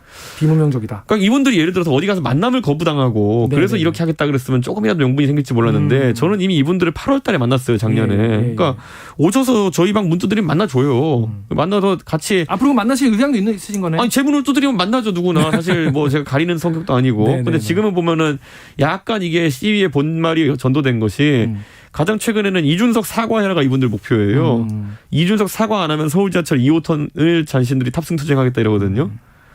아니 이동권 이런 얘기할 때랑 또 다른 얘기 뭐냐. 이준석 사과 안 하면은 내가 서울 시민들에게 수십만 명 불편을 끼칠 것이다. 그러니까 이준석 사과해라 이런 거는 얼마나 답답했으면 그러셨겠어요. 문명적이지도 않거니와 이건 유치합니다. 그렇습니다. 그런데 당대표로서 이렇게 그래도 사과 먼저 손을 좀 내미실 생각은 있으세요? 그러니까 사과는 네네네. 공허한 사과를 하면 안 되고요. 네네네. 구체적이어야 돼요. 알겠습니다. 내가 무엇을 잘못했고 그다음에 그렇기 때문에 어떻게 앞으로는 잘하겠다 이런 거여야 되는데 네. 제가 그래서 사과를 그렇게 요구하면은 도대체 뭘 갖고 사과하라는 건지 네네. 전장현 측에 제시해달라 이렇게 하는데 네, 아직 제가 맞아요. 봤을 때 말 되는 얘기 안 나옵니다. 그렇습니다. 근데 아무튼 이 논란 관련해서 많은 분들이 국민분들이 이거에 대해서 좀 국민의힘 전체에 대한 이게 너무 약자에 대해서 너무 좀 말이 심한 거 아니냐 이런 여론 같은 게 있다 이런 게 당 내에서도 얘기가 나와요. 그게 지금 이제 김종인 전 총괄 대표도 이제 당 대표가 항상 자기 스스로 소신만 필요할 것 같으면 정치 힘들다. 좀 참고 자제하자 이런 말씀도 하셨는데 어떻게 좀 받아들이세요? 그러니까 서울 지하철이 3, 4개월 동안 네네. 계속 그 간헐적 이런 어떤 그 운행 중지를 강요하는 시위에 의해 가지고 네네네.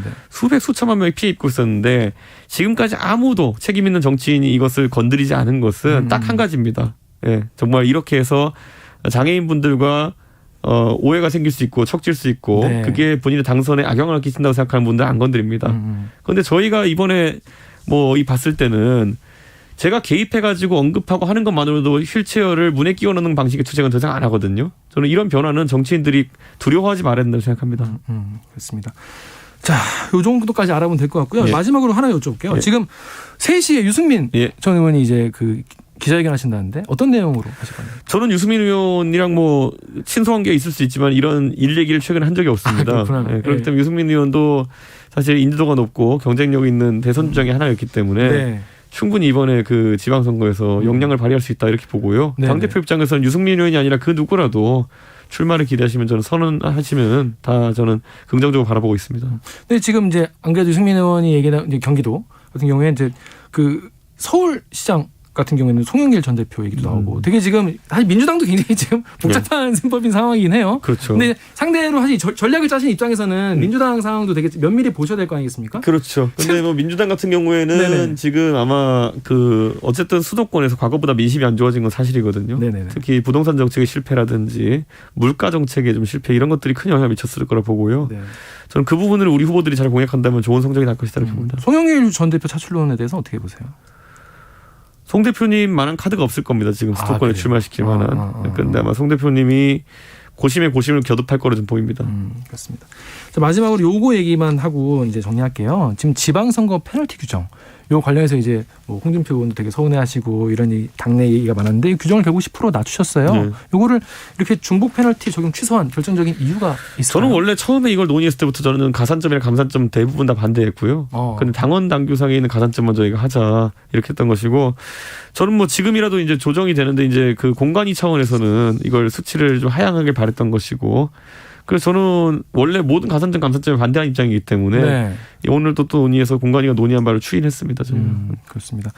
자, 지금까지 이준석 국민의힘 대표와 함께 얘기 나눠봤습니다. 고맙습니다. 네, 감사합니다. 고맙습니다.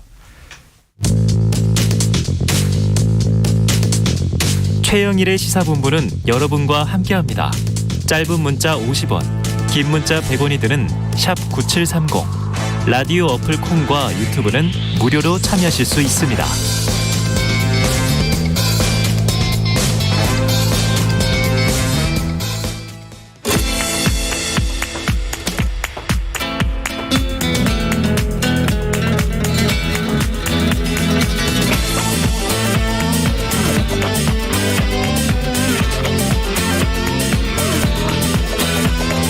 정치권의 허심탄회한 속내 들어보는 시간이죠. 각설하고 시즌2. 현근택 변호사님 그리고 장성철 대구 가톨릭대 특임 교수 나오셨습니다. 안녕하세요. 네, 안녕하세요. 그러니까 제가 오늘 하루 대타를 하게 됐습니다. 네. 잘 부탁드리겠습니다. 그 원래 진행하던 분 이름도 기억 안 나요, 사실. 누구였지? 오늘만 사는 분이구나. 모르겠어요. 저기 계신 분이야, 저기 계신 분. 얼굴 빼먹겠어. 자, 먼저 하나 여쭤볼게요. 현 변호사님한테 먼저 여쭤볼게요. 네네. 왜냐하면은 앞에 지금 이준석 대표가 왔다가 가셔가지고 이게 들으니까 약간 이 말이 맞나 싶기도 해서 여쭤보겠습니다. 네네. 청와대 특활비 논란 관련된 거예요. 네. 이 이준석 대표의 말 밖에서 들으셨죠?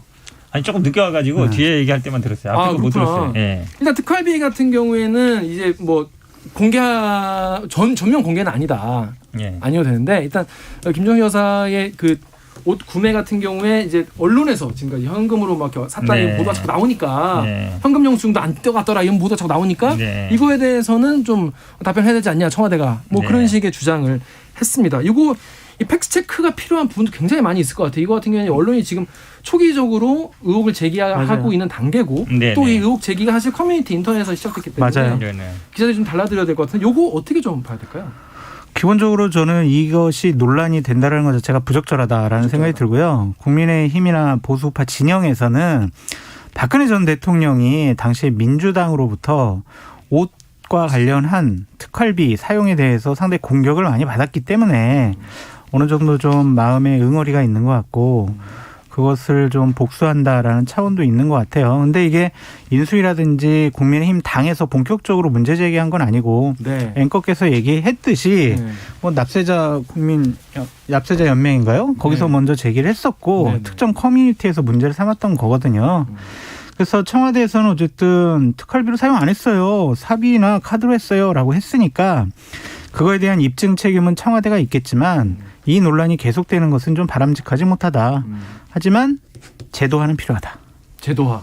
뭐에 대한 제도화를 말씀하시는 거예요? 특활비에 대한 예를 들면 이거죠. 뭐 영부인에 대한 옷값 관련된 거예요? 어떤 옷값 관련해서요. 그러니까 영부인이라고 해도 사비로 계속 옷을 살 수는 없잖아요. 그렇죠. 이게 사실 보통 사람들이랑 다르게 자리 계속 나가야 되기 때문에. 그러니까 공식적으로 외국에 뭐 대통령, 수상 이런 분들 영접을 할 때 사비로 어떻게 그걸 삽니까? 그렇죠. 그런 것들은 의전비라든지 아니면 다른 어떤 비용을 통해서 공식적으로 다 처리해주는 그런 것이 좀 필요하지 않을까 싶어요.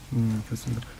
뭐 장성철 소장님 말씀에 거의 답이 있는 것 같은데 결국은 이제 과거에 당한 게 있으니까 우리도 복수하겠다 뭐 이런 것 같은데 지금 저는 좀 걱정되는 게 이게 국민의힘 측에서 오히려 이걸 약간 지방선거 전략으로 삼고 있는 게 아닌가. 2달밖에 안 남았으니까. 네, 왜냐하면 지금 아시다시피 윤석열 후보에 대한 뭐 지지율이 별로 높지 않습니다. 시큰둥해요 좀. 시큰둥하죠. 청와대 이전 가면서 사실은 지금 보통으로 보면요 지지율이 한 80대 중반 나오는 게 정상이에요. 역대 대통령도 다 그랬어요. 대부분 그렇죠. 80대 중반 나오는데 90% 넘었었어요. 지금 뒤집어졌어 오히려. 못할 것 같다가 더 많아요. 호감보다 비호감이 더 많고. 그때 이런 인수위 시절이 없었거든요. 그러니까 속상할 것 같아요. 그렇죠. 그러다 보니까 어떻게든 이거를 이제 돌파하기 위한 하나의 카드로 생각하는 것 같은데 국민의힘 측에서 지금 최고위들도 얘기하고 회의석 상에서 얘기하고 있어요. 발표를 하고. 근데 저는 이게 아마 제2의 청와대 이전이 될 것이다. 왜 그러냐면 역풍일 것이다. 그렇죠. 왜냐하면 사실은 말씀처럼 이걸 어떻게든 특활비랑 연결시켜보고 싶은 것 같아요. 근데 개인적으로 쓰는 거는 뭐 영수증 예를 들어서 사업자거나 본인이 급여 생활자 같은 경우는 현금 영수증을 끊어달라고 합니다. 왜냐하면 비용 처리를 해야 되니까. 근데 그렇지 않은 경우는 굳이 사인들은 잘 안 하죠. 그 잘 안 하죠. 개인적으로 쓰는 거는. 그러니까 예를 들어 내가 급여 생활을 해서 만약에 월급을 받는 입장이면 영수증 끊어가지고 비용 처리를 해야 되잖아요. 근데 뭐 김정희 여사가 굳이 그럴 필요 없잖아요. 그런 것이고 지금 뭐 얘기 보면은 뭐 몇 천만 원 줬다, 몇 백만 원 줬다는데 150만 원 현금 주고 6컬레 산 거예요. 하나는 25만 원 준 거거든요. 근데 이제 한복 같은 경우는 결혼해 보신 분들은 알 거예요. 한복은 이름 있는 사람들 거는 조금 비쌉니다. 제가 안 해봐서 모릅니다. 아 그래요? 어쨌든 그렇습니다. 나중에 한번 해보세요. 그러면 이제 그래서 옷 사는 가격 가지고 제가 보기에 시비 거는 좀 그런 것 같고요. 오늘 아마 박수현 수석 대변인 청와대 수석이 얘기한 것처럼 역대 정부보다 우리가 특활비도 적게 썼다. 그리고 우리 감사원 감사 그전에 안 받았는데 우리 받았다. 지적사항 없었고 이래서 제가 보기에 근데 특활비 문제는 청와대만의 문제가 아니에요. 맞아요. 윤석열 후보도 지금 검찰총장 때 공개하라 그러니까 147억인가요? 공개 안 하고 있잖아요. 이게 쓰는 데가 국정원, 검찰, 청와대, 법무부 그다음에 뭐 국회는 많이 줄었습니다만 다 어찌 보면 걸려 있는 문제예요. 그러니까 한 정권의 한 한 부서의 문제는 아니다. 그러니까 전체적인 한 기관이나 한 정부가 힘 빠졌을 때 좀 시비 걸기 좋은 아이템이긴 한 것 같아요. 어느 정부든지 간에. 그 윤석열 검찰총장 시절에 썼던 특활비 147억 얘기를 민주당에서 계속 하는데요. 네. 그냥 김호수 검찰총장이 밝히든지 아니면 박범계 법무부 장관이 밝히면 돼요. 이미 떠난 분한테 왜 안 밝혀? 이건 좀 맞지 않은 것 같다라는 생각이 들고요. 이 논란과 관련해서 제일 곤란해할 사람이 김건희 배우자 같아요. 그렇죠. 앞으로 나는 어떻게 옷을 사지? 이 잣대로 10년 전 옷 입으셨다는 거 아닙니까? 내 돈으로 사야 되나? 10년 전 옷 입으신다는 거 아닙니까? 이런 걱정을 할 것 같다라는 생각이 듭니다. 그래서 이 논란은 별로 바람직스럽지 그렇네요. 않아요. 그렇네요. 근데 하지만 특활비 문제는 문재인 대통령께서 2015년도서부터 투명하게 공개하겠다라고 지속적으로 얘기를 하셨어요. 그거에 대한 부메랑, 업보가 아니냐라는 생각도 듭니다. 이게 좀 다른 게요. 그때 기억하시겠지만 박근혜 전 대통령 같은 경우에는 청와대 특활비 쓴 거는 문제 안 돼요. 네. 국정원이 특활비를 갖다 썼단 말이죠. 30몇 억인가. 2015년도에는 그게 논란이 안 됐었잖아요. 그것도 안 되는 거예요. 그리고 그걸 가지고 또 막 여론조사도 하고 막 선거에도 했단 말이죠. 그러다 보니까 문제가 되는 거예요. 사실은 물론 청와대 특활비도 그렇게 쓰면 안 됩니다. 원래 네. 그 뭐 안보라든지 뭐 외교라든지 이런 데 쓰는 거라서 이 특활비 문제는 사실은 어느 쪽이나 그렇죠. 공개하기 좀 애매한 부분이 있어요. 뭐 외국 정상한테 누구한테는 100만 원짜리 선물 주고 누구한테 120만 원짜리 선물 줬으면 이 외교 문제가 될 수도 있고 서운해하니까. 그럼요. 자, 오늘 그래서 본격 주제로 넘어가겠습니다. 지방선거 2달 남았어요. 네. 어떻게 될 것인가. 근데 여기 먼저 이 안철수 인수위원장의 선택부터 좀 짚어볼게요. 이 많은 분들이 이제 처음에 이제 단일화할 때부터 안철수 위원장이 뭔가 당시에 이제 후보였죠. 왜 이거를 뭘 이제 받고 뭘 하기로 맞아요. 하고 이제 같이 이제 단일화를 했을까 궁금해했는데 많은 분들이 총리하는 거 아니야? 그렇죠. 이런 얘기를 했거든요. 근데 본인도 욕심을 냈고. 네, 근데 결국 안 하기로 했단 말이에요. 네. 물론 본인이 밝힌 이유야 뭐 대의 관련된 얘기겠지만 진짜 이유가 뭔지 많은 분들이 궁금해하고 있습니다. 진짜 이유야 뭐 본인 말고는 알겠습니까만은 당선인에게 부담감을 주기 싫어서라는 것은 좀 합당한 이유가 아닌 것 같고요. 뭐 보다 좋은 분들 추천을 하기 위해서 그것도 합당한 이유가 아닌 것 같고 결국에는 꼬리표로 따라붙을 겁니다. 2천억 원 정도 되는 안랩 주식을 백지 신탁하기 싫어가지고 결국에는 국무총리를 받아들이지 않은 거야 라고 우리가 인식할 수밖에 없고 그런 공격을 받을 수밖에 없다. 아니라고 하더라도. 그러니까 근데 이제 그거에 대해서 안철수 이제 위원장은 야 그러면 내가 그런 게 무서웠으면 내가 서울시장 나왔겠냐 그런 얘기도 하셨어요. 그러니까 그거는 어차피 안 됐잖아요. 안 되고 안 나오고 결국엔 그렇게 됐잖아요. 근데 본인은 지속적으로 행정 경험하고 싶어요. 저는 뭐 디지털 정부에 윤석열 디지털 정부를 뭐 맡아달라라는 윤석열 당시 후보의 얘기에 대해서 화답을 했었잖아요. 이게 합당한 이유가 안 돼요. 지금 이게. 그러니까 부담감을 덜어준다라면 윤석열 당선인의 핵심 측근이 내가 핵심 측근이니까 당선인의 부담감을 덜어주기 위해서 제가 임명직은 맞지 않겠습니다. 그런 경우는 있죠. 이게 맞는데 그런 경우 있죠. 안철수 위원장은 핵심 측근은 또 아니잖아요. 그렇죠. 그러니까 이게 뭐가 안 맞는 것 같아요. 이현모 여사 어떻게 보십니까? 제가 보기에도 이해는 잘 안 가요. 왜냐하면 처음에 단일화할 때 공동 정부를 한다 그랬잖아요. 그렇죠. 공동 정부라면은 대통령 총리 아닙니까? 그렇죠. 그다음에 행정 경험을 쌓고 싶다. 총리. 총리. 딱인데 왜 그럴까? 지금 이제 언론에 나오는 거는 대부분 이제 백지 신탁 얘기를 많이 하잖아요. 네. 백지 신탁한 다음에 그다음에 그 신탁사에서 알아서 팔아야 되는 거거든요. 알랩주가 엄청 올랐었거든요. 그렇죠. 엄청 올랐는데 지금 이게 본인 것도 있지만 이제 재단 것까지 하면 28%밖에 되잖아요. 엄청 많죠. 본인 것만 해도 지금 2, 3천억 되는데 그래서 그 부담이 있을 것 같고 왜냐하면 지금 2대 주주는 외국 자본이에요. 3대 주주가 그 재단이고 그러다 보니까 만약에 1대 주주인 이 18%가 나가버리면 사실은 2대 주주가 최고 주주가 되니까 그 위험도 있는 것 같은데 제가 보기에는 이거는 순수히 뇌피셜이에요. 뇌피셜인데 가져와. 약간 이제 인사 검증이라든지 예를 들어서 검증 무대에 올려놓고 흔들어서 날아가면 혹시나. 그럼 본인 입장에도 굉장히 큰 타격이고. 근데 그런 송도 검증은 아직 받아본 적이 없긴 하죠. 그렇죠. 왜냐하면 예를 들어서 지금 주식 문제만 있지만 아마 그 동안에 이제 여러 가지 안내에서 있었던 일들이라든지 아니면 예를 들어서 뭐 갑질 논란이라든지 그렇죠. 나올 수 있거든요. 그렇죠. 그다음에 기회를 바빠지는 거죠. 그렇죠. 바빠지는 거죠. 그랬을 때 만약에 어찌 보면 뭐 띄우고 날리고 그다음에 왜냐하면 지금 예를 들어서 윤석열 당선인이 지지율이 막 8, 90% 나오고 국민들이 막 호응하고 이러면 아쉽지만 그러지 않죠. 본인도 하고 싶은 생각이 들지도 몰라요. 근데 지금 보면 그런 상황이 아니잖아요. 가시밭길이야.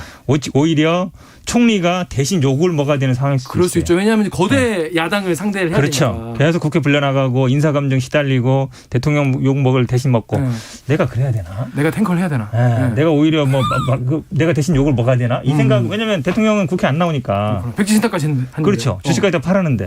그럼 주식은 또 그 완례비 누구한테 갈지도 모르고. 예를 들어 경영권을 뺏길 수도 있잖아요. 하기 싫겠다. 그러니까 제가 보기에는 내가 굳이 이러면서 해야 되나 이런 생각이 좀 들어요. 아니 대통령의 다음번 5년 후에 출마하려면 그런 걸 다 극복을 해야죠. 그거 극복할 자신이 없으면 대통령 도전할 자격이 없다라고 좀 생각이 드는데 저는 안내 주식도 문제이기도 하고 또 눈치를 챈 게 아니냐. 어떤 걸요? 얼마 저번 주부터 김은혜 대변인이 저 국무총리는요 경제를 좀 컨트롤 타워 할 수 있는 조정할 수 있는 그런 분을 좀 모시려고 합니다. 본인은 아니잖아요. 그러니까 권력 핵심부에 여러 가지 얘기들 이른바 권력 핵심부라고 하시면 이른바 윤핵관 이야기를 하지 않을 수 없는데 윤핵관 이른바 권성동 의원 같은 경우에는 대놓고 약간 좀 민주주의 위원장 하면 되지 무슨 국무총리야. 그러니까 그걸 되게 민망하게 대놓고 말했단 말이에요.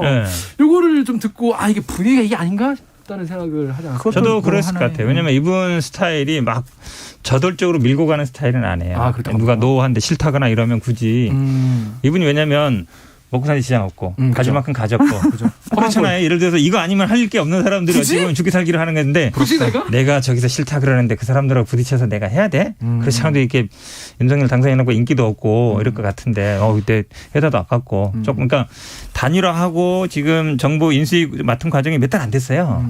금세 이루어진 거거든요. 그러니까 이미 마음의 준비라든지 아니면 후계 구도라든지 이런 게 정리가 안 됐을 가능성이 있어요. 그래서 그리고 또 이런 생각도 있을 수 있죠.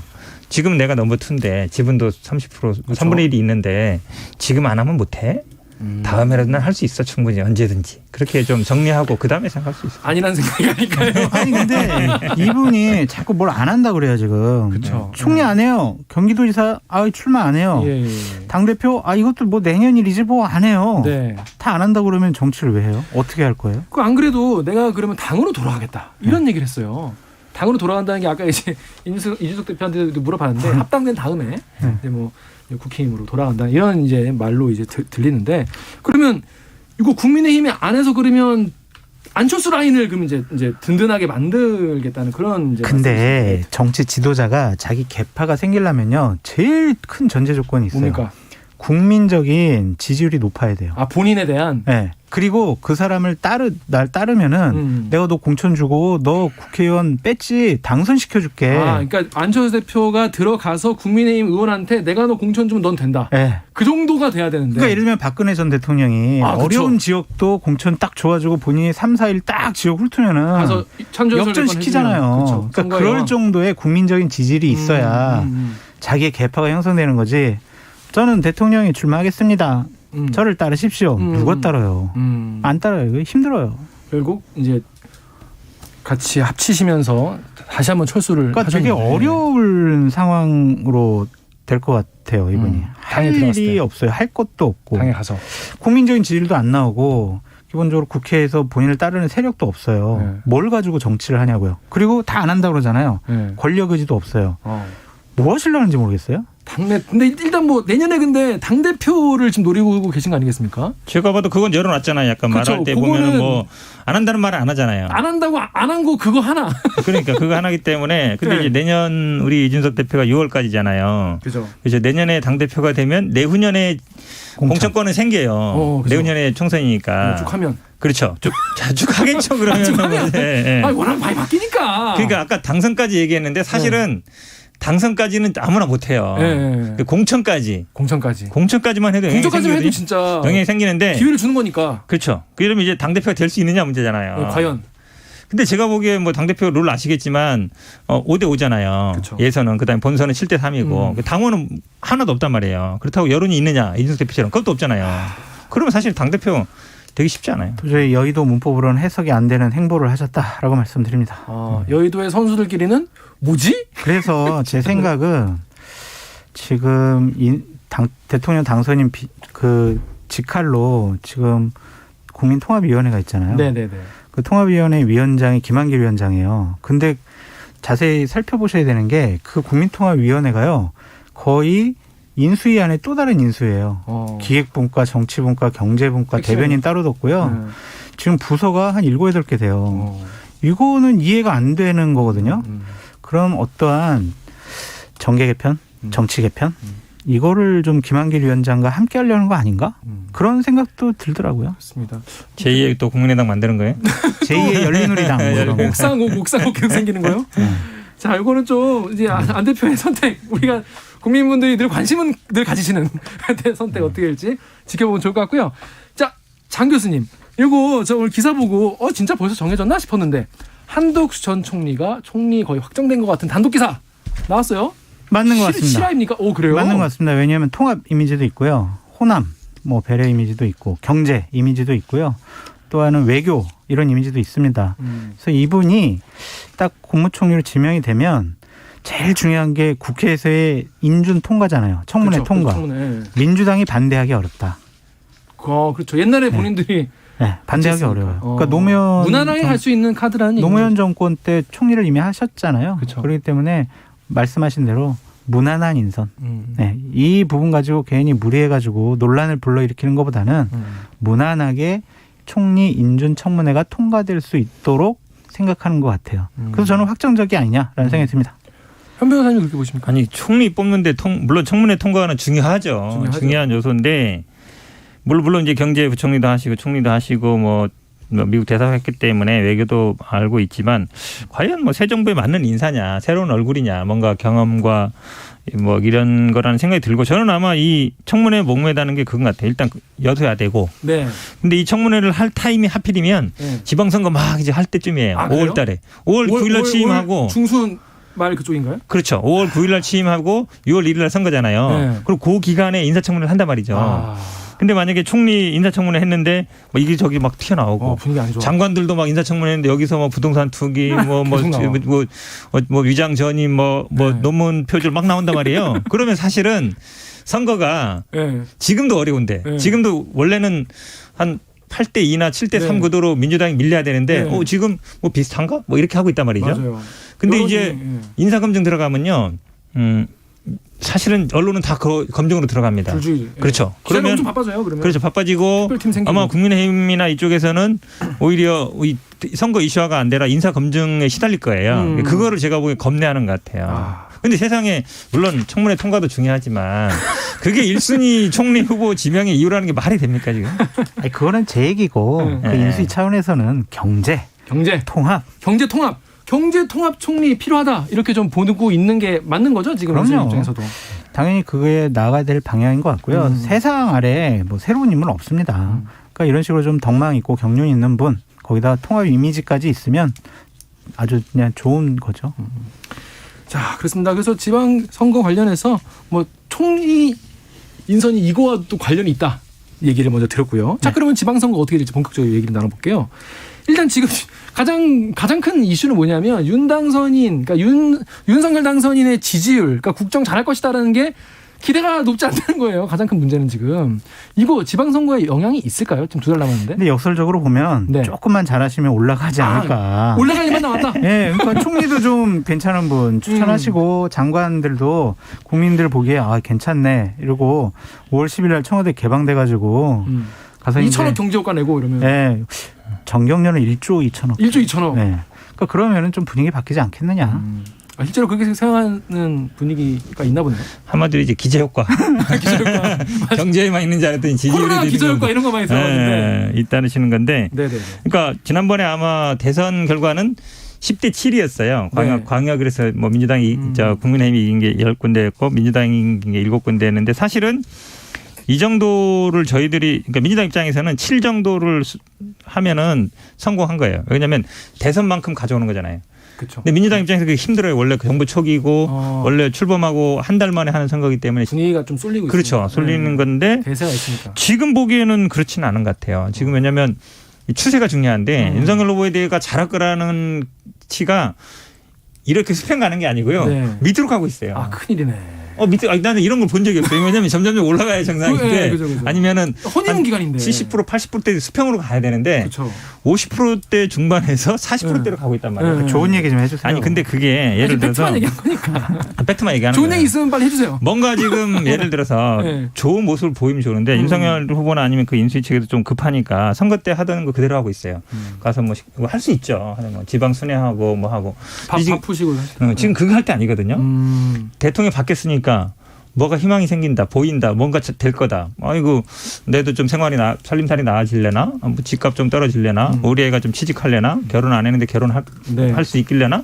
이런 것들이 나와야 되는데 그게 안 나오고 있거든요. 근데 그런 걸 해야만이 지지율이 오르거든요. 정치인에게 국민들이 바라는 거는 사실 지금 내가 힘들더라도 뭔가 그렇죠. 희망을 주고 길을 좀 보여주고 이렇게 내가 리더로서 이끌어가겠다 이런 모습일 거예요. 그게 제일 크죠. 그죠. 근데 지금 인수위가 제가 보기에는 그런 모습을 못 보이고 있어요. 지금 한 3주 좀 더 지났잖아요. 네. 지금 어쨌든 인수위 그 2달 기간이 사실은 대통령 때보다 힘이 더 셀 때예요. 근데 국민들 머릿속에 남아있는 거 지금 용산 왜 들어가냐 그거밖에 안 남았으니까. 네, 그거밖에 안 남았죠. 지금 그리고 이제 목값 얘기 그거밖에 없어서 사실은 제가 보기에 이 인수위 정말 아까운 시간을 좀 협의하는 게 아닌가 이런 생각이 듭니다. 그렇습니다. 좀 이런 배경 상황에서 이제 지방선거가 2달 뒤에 치러질 텐데 먼저 서울시장 얘기부터 해볼게요.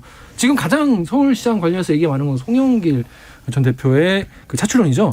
이 어떻게 나올 거라고 보니까 현실적으로 송영길 대표 외에 나오실 만한 분이 없어요. 다들 그렇게 얘기하네. 진짜로. 네, 왜냐하면은 그만한 인지도와 지지도 가진 분 또한 민주당 지지층을 이끌어낼 수 있는 분은 송영길 대표밖에 없다라는 생각이 듭니다. 상징적인 박주민 분이죠. 의원이 들으면 좀 속상할 것 같아요. 누가요? 박주민 의원이 들으면 좀 서운할 것 같아요. 박주민 의원도 뭐 괜찮겠지만 그게 친하지 않습니까?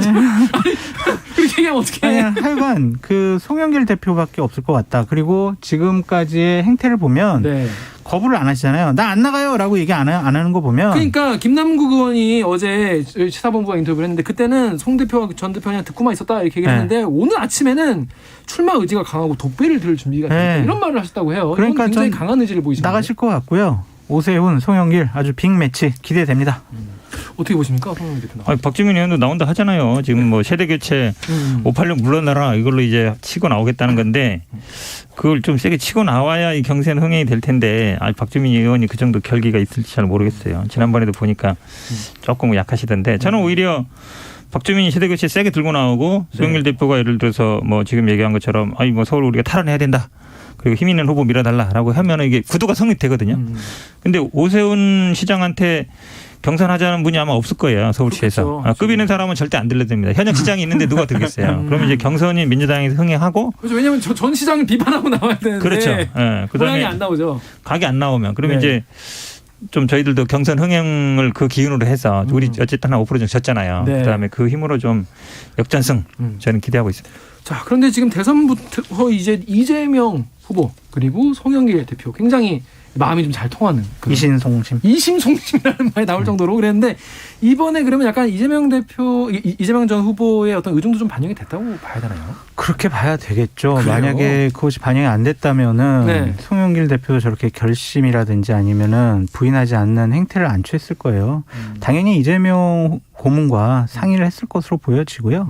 그것이 이재명 고문의 뒷받침이 없으면은 진행되지 않았을 것 같아요. 탄력을 못 받았을 것 같아요. 예를 들면 송영길 대표를 막 주에서 띄웠어요. 근데 측근들이 가가지고 이재명 고문한테 송영길 대표 서울시장 차출로는 어떻게 생각하십니까? 물어봤는데 이거 말도 안 돼 하지마. 그러면은 그냥 싹 가라앉는데 그렇겠죠. 계속 탄력이 붙어가지고 눈덩이처럼 지금 커지고 있잖아요. 맞다. 저는 이게 왜요? 왜냐하면 지금 서울시장 예를 들어서 우리 경기도처럼 경기도에는 민주당 사람 나갈 사람 많잖아요. 나오지 말라 해도 막 왜냐하면 비어 있고 일단 지난번에 대선 때 이겼고 될 수 있거든요.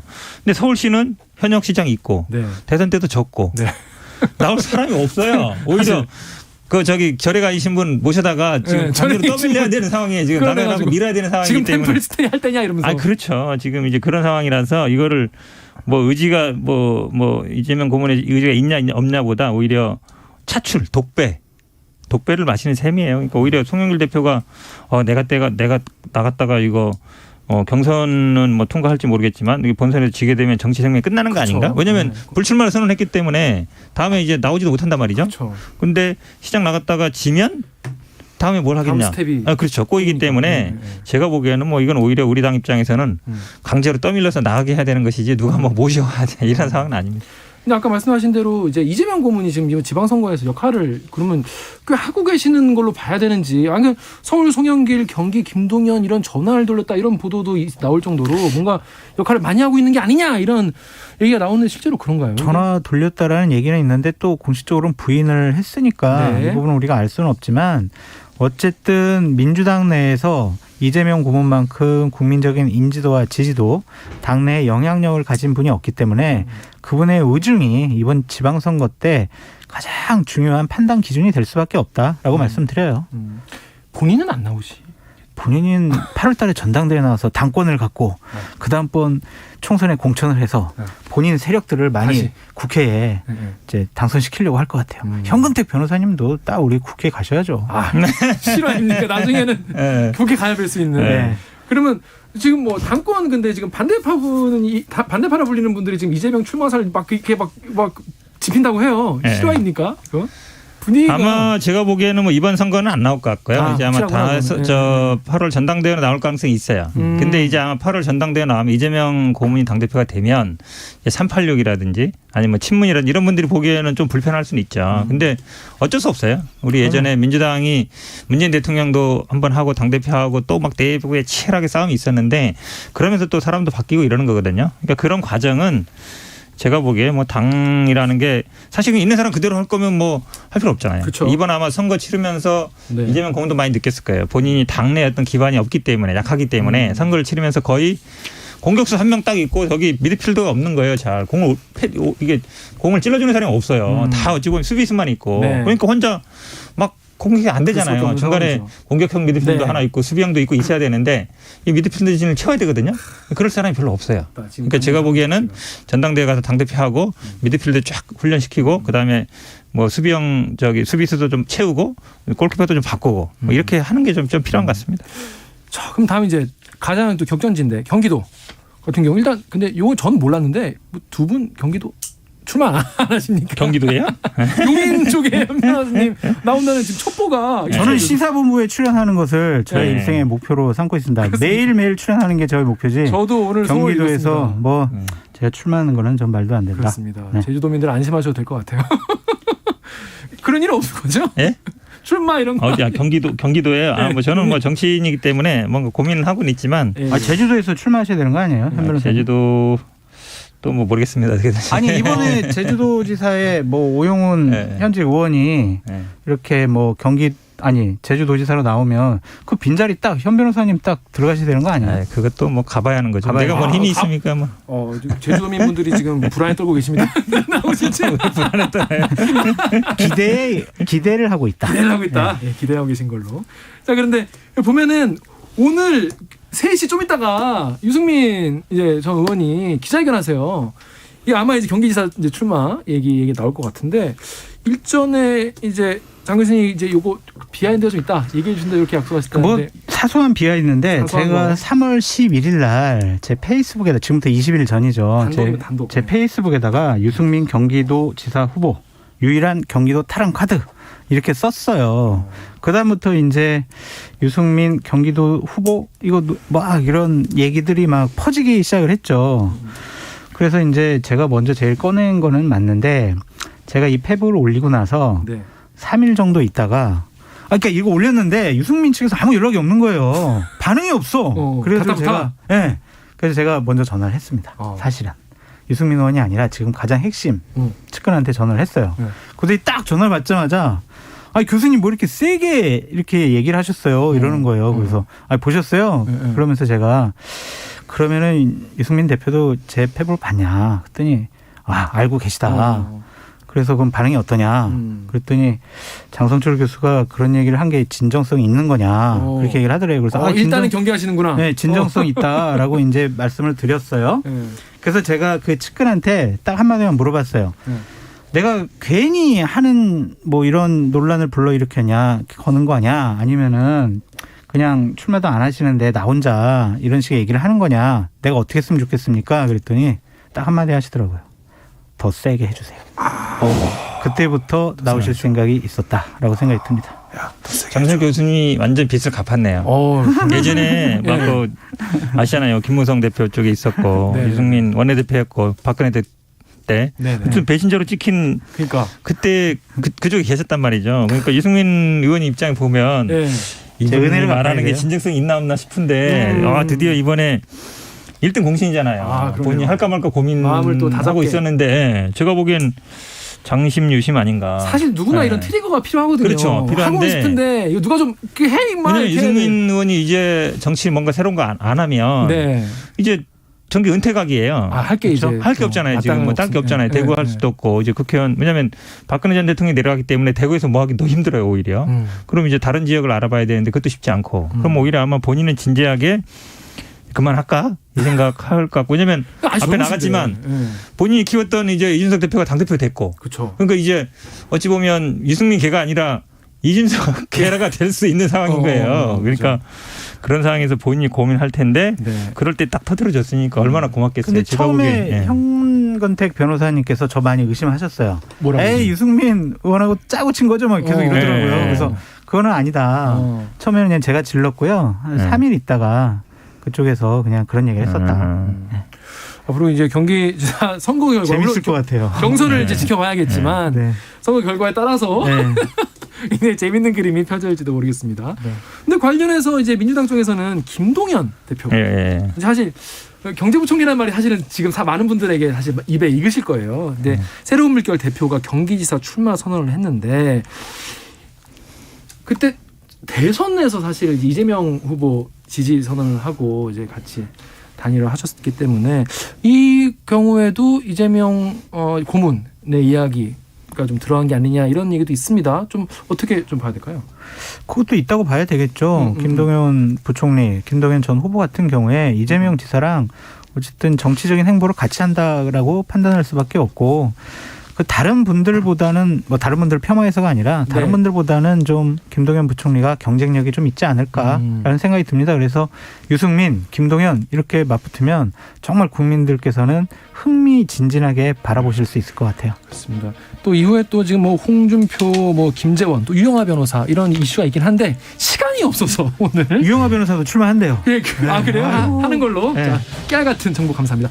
자, KBS 1라디오 최영일의 시사본부 현건택 변호사 그리고 장성철 대구 가톨대 특임 교수와 함께 각설하고 시즌2 함께했습니다. 감사합니다. 고맙습니다. 최영일의 시사본부 오늘 대신 진행한 저는 KBS 김기화 기자였고요. 오늘 준비한 소식 여기까지입니다. 재미있었나요? 감사합니다. 지구를 위한 새로 고침 습관을 바꾸는 라디오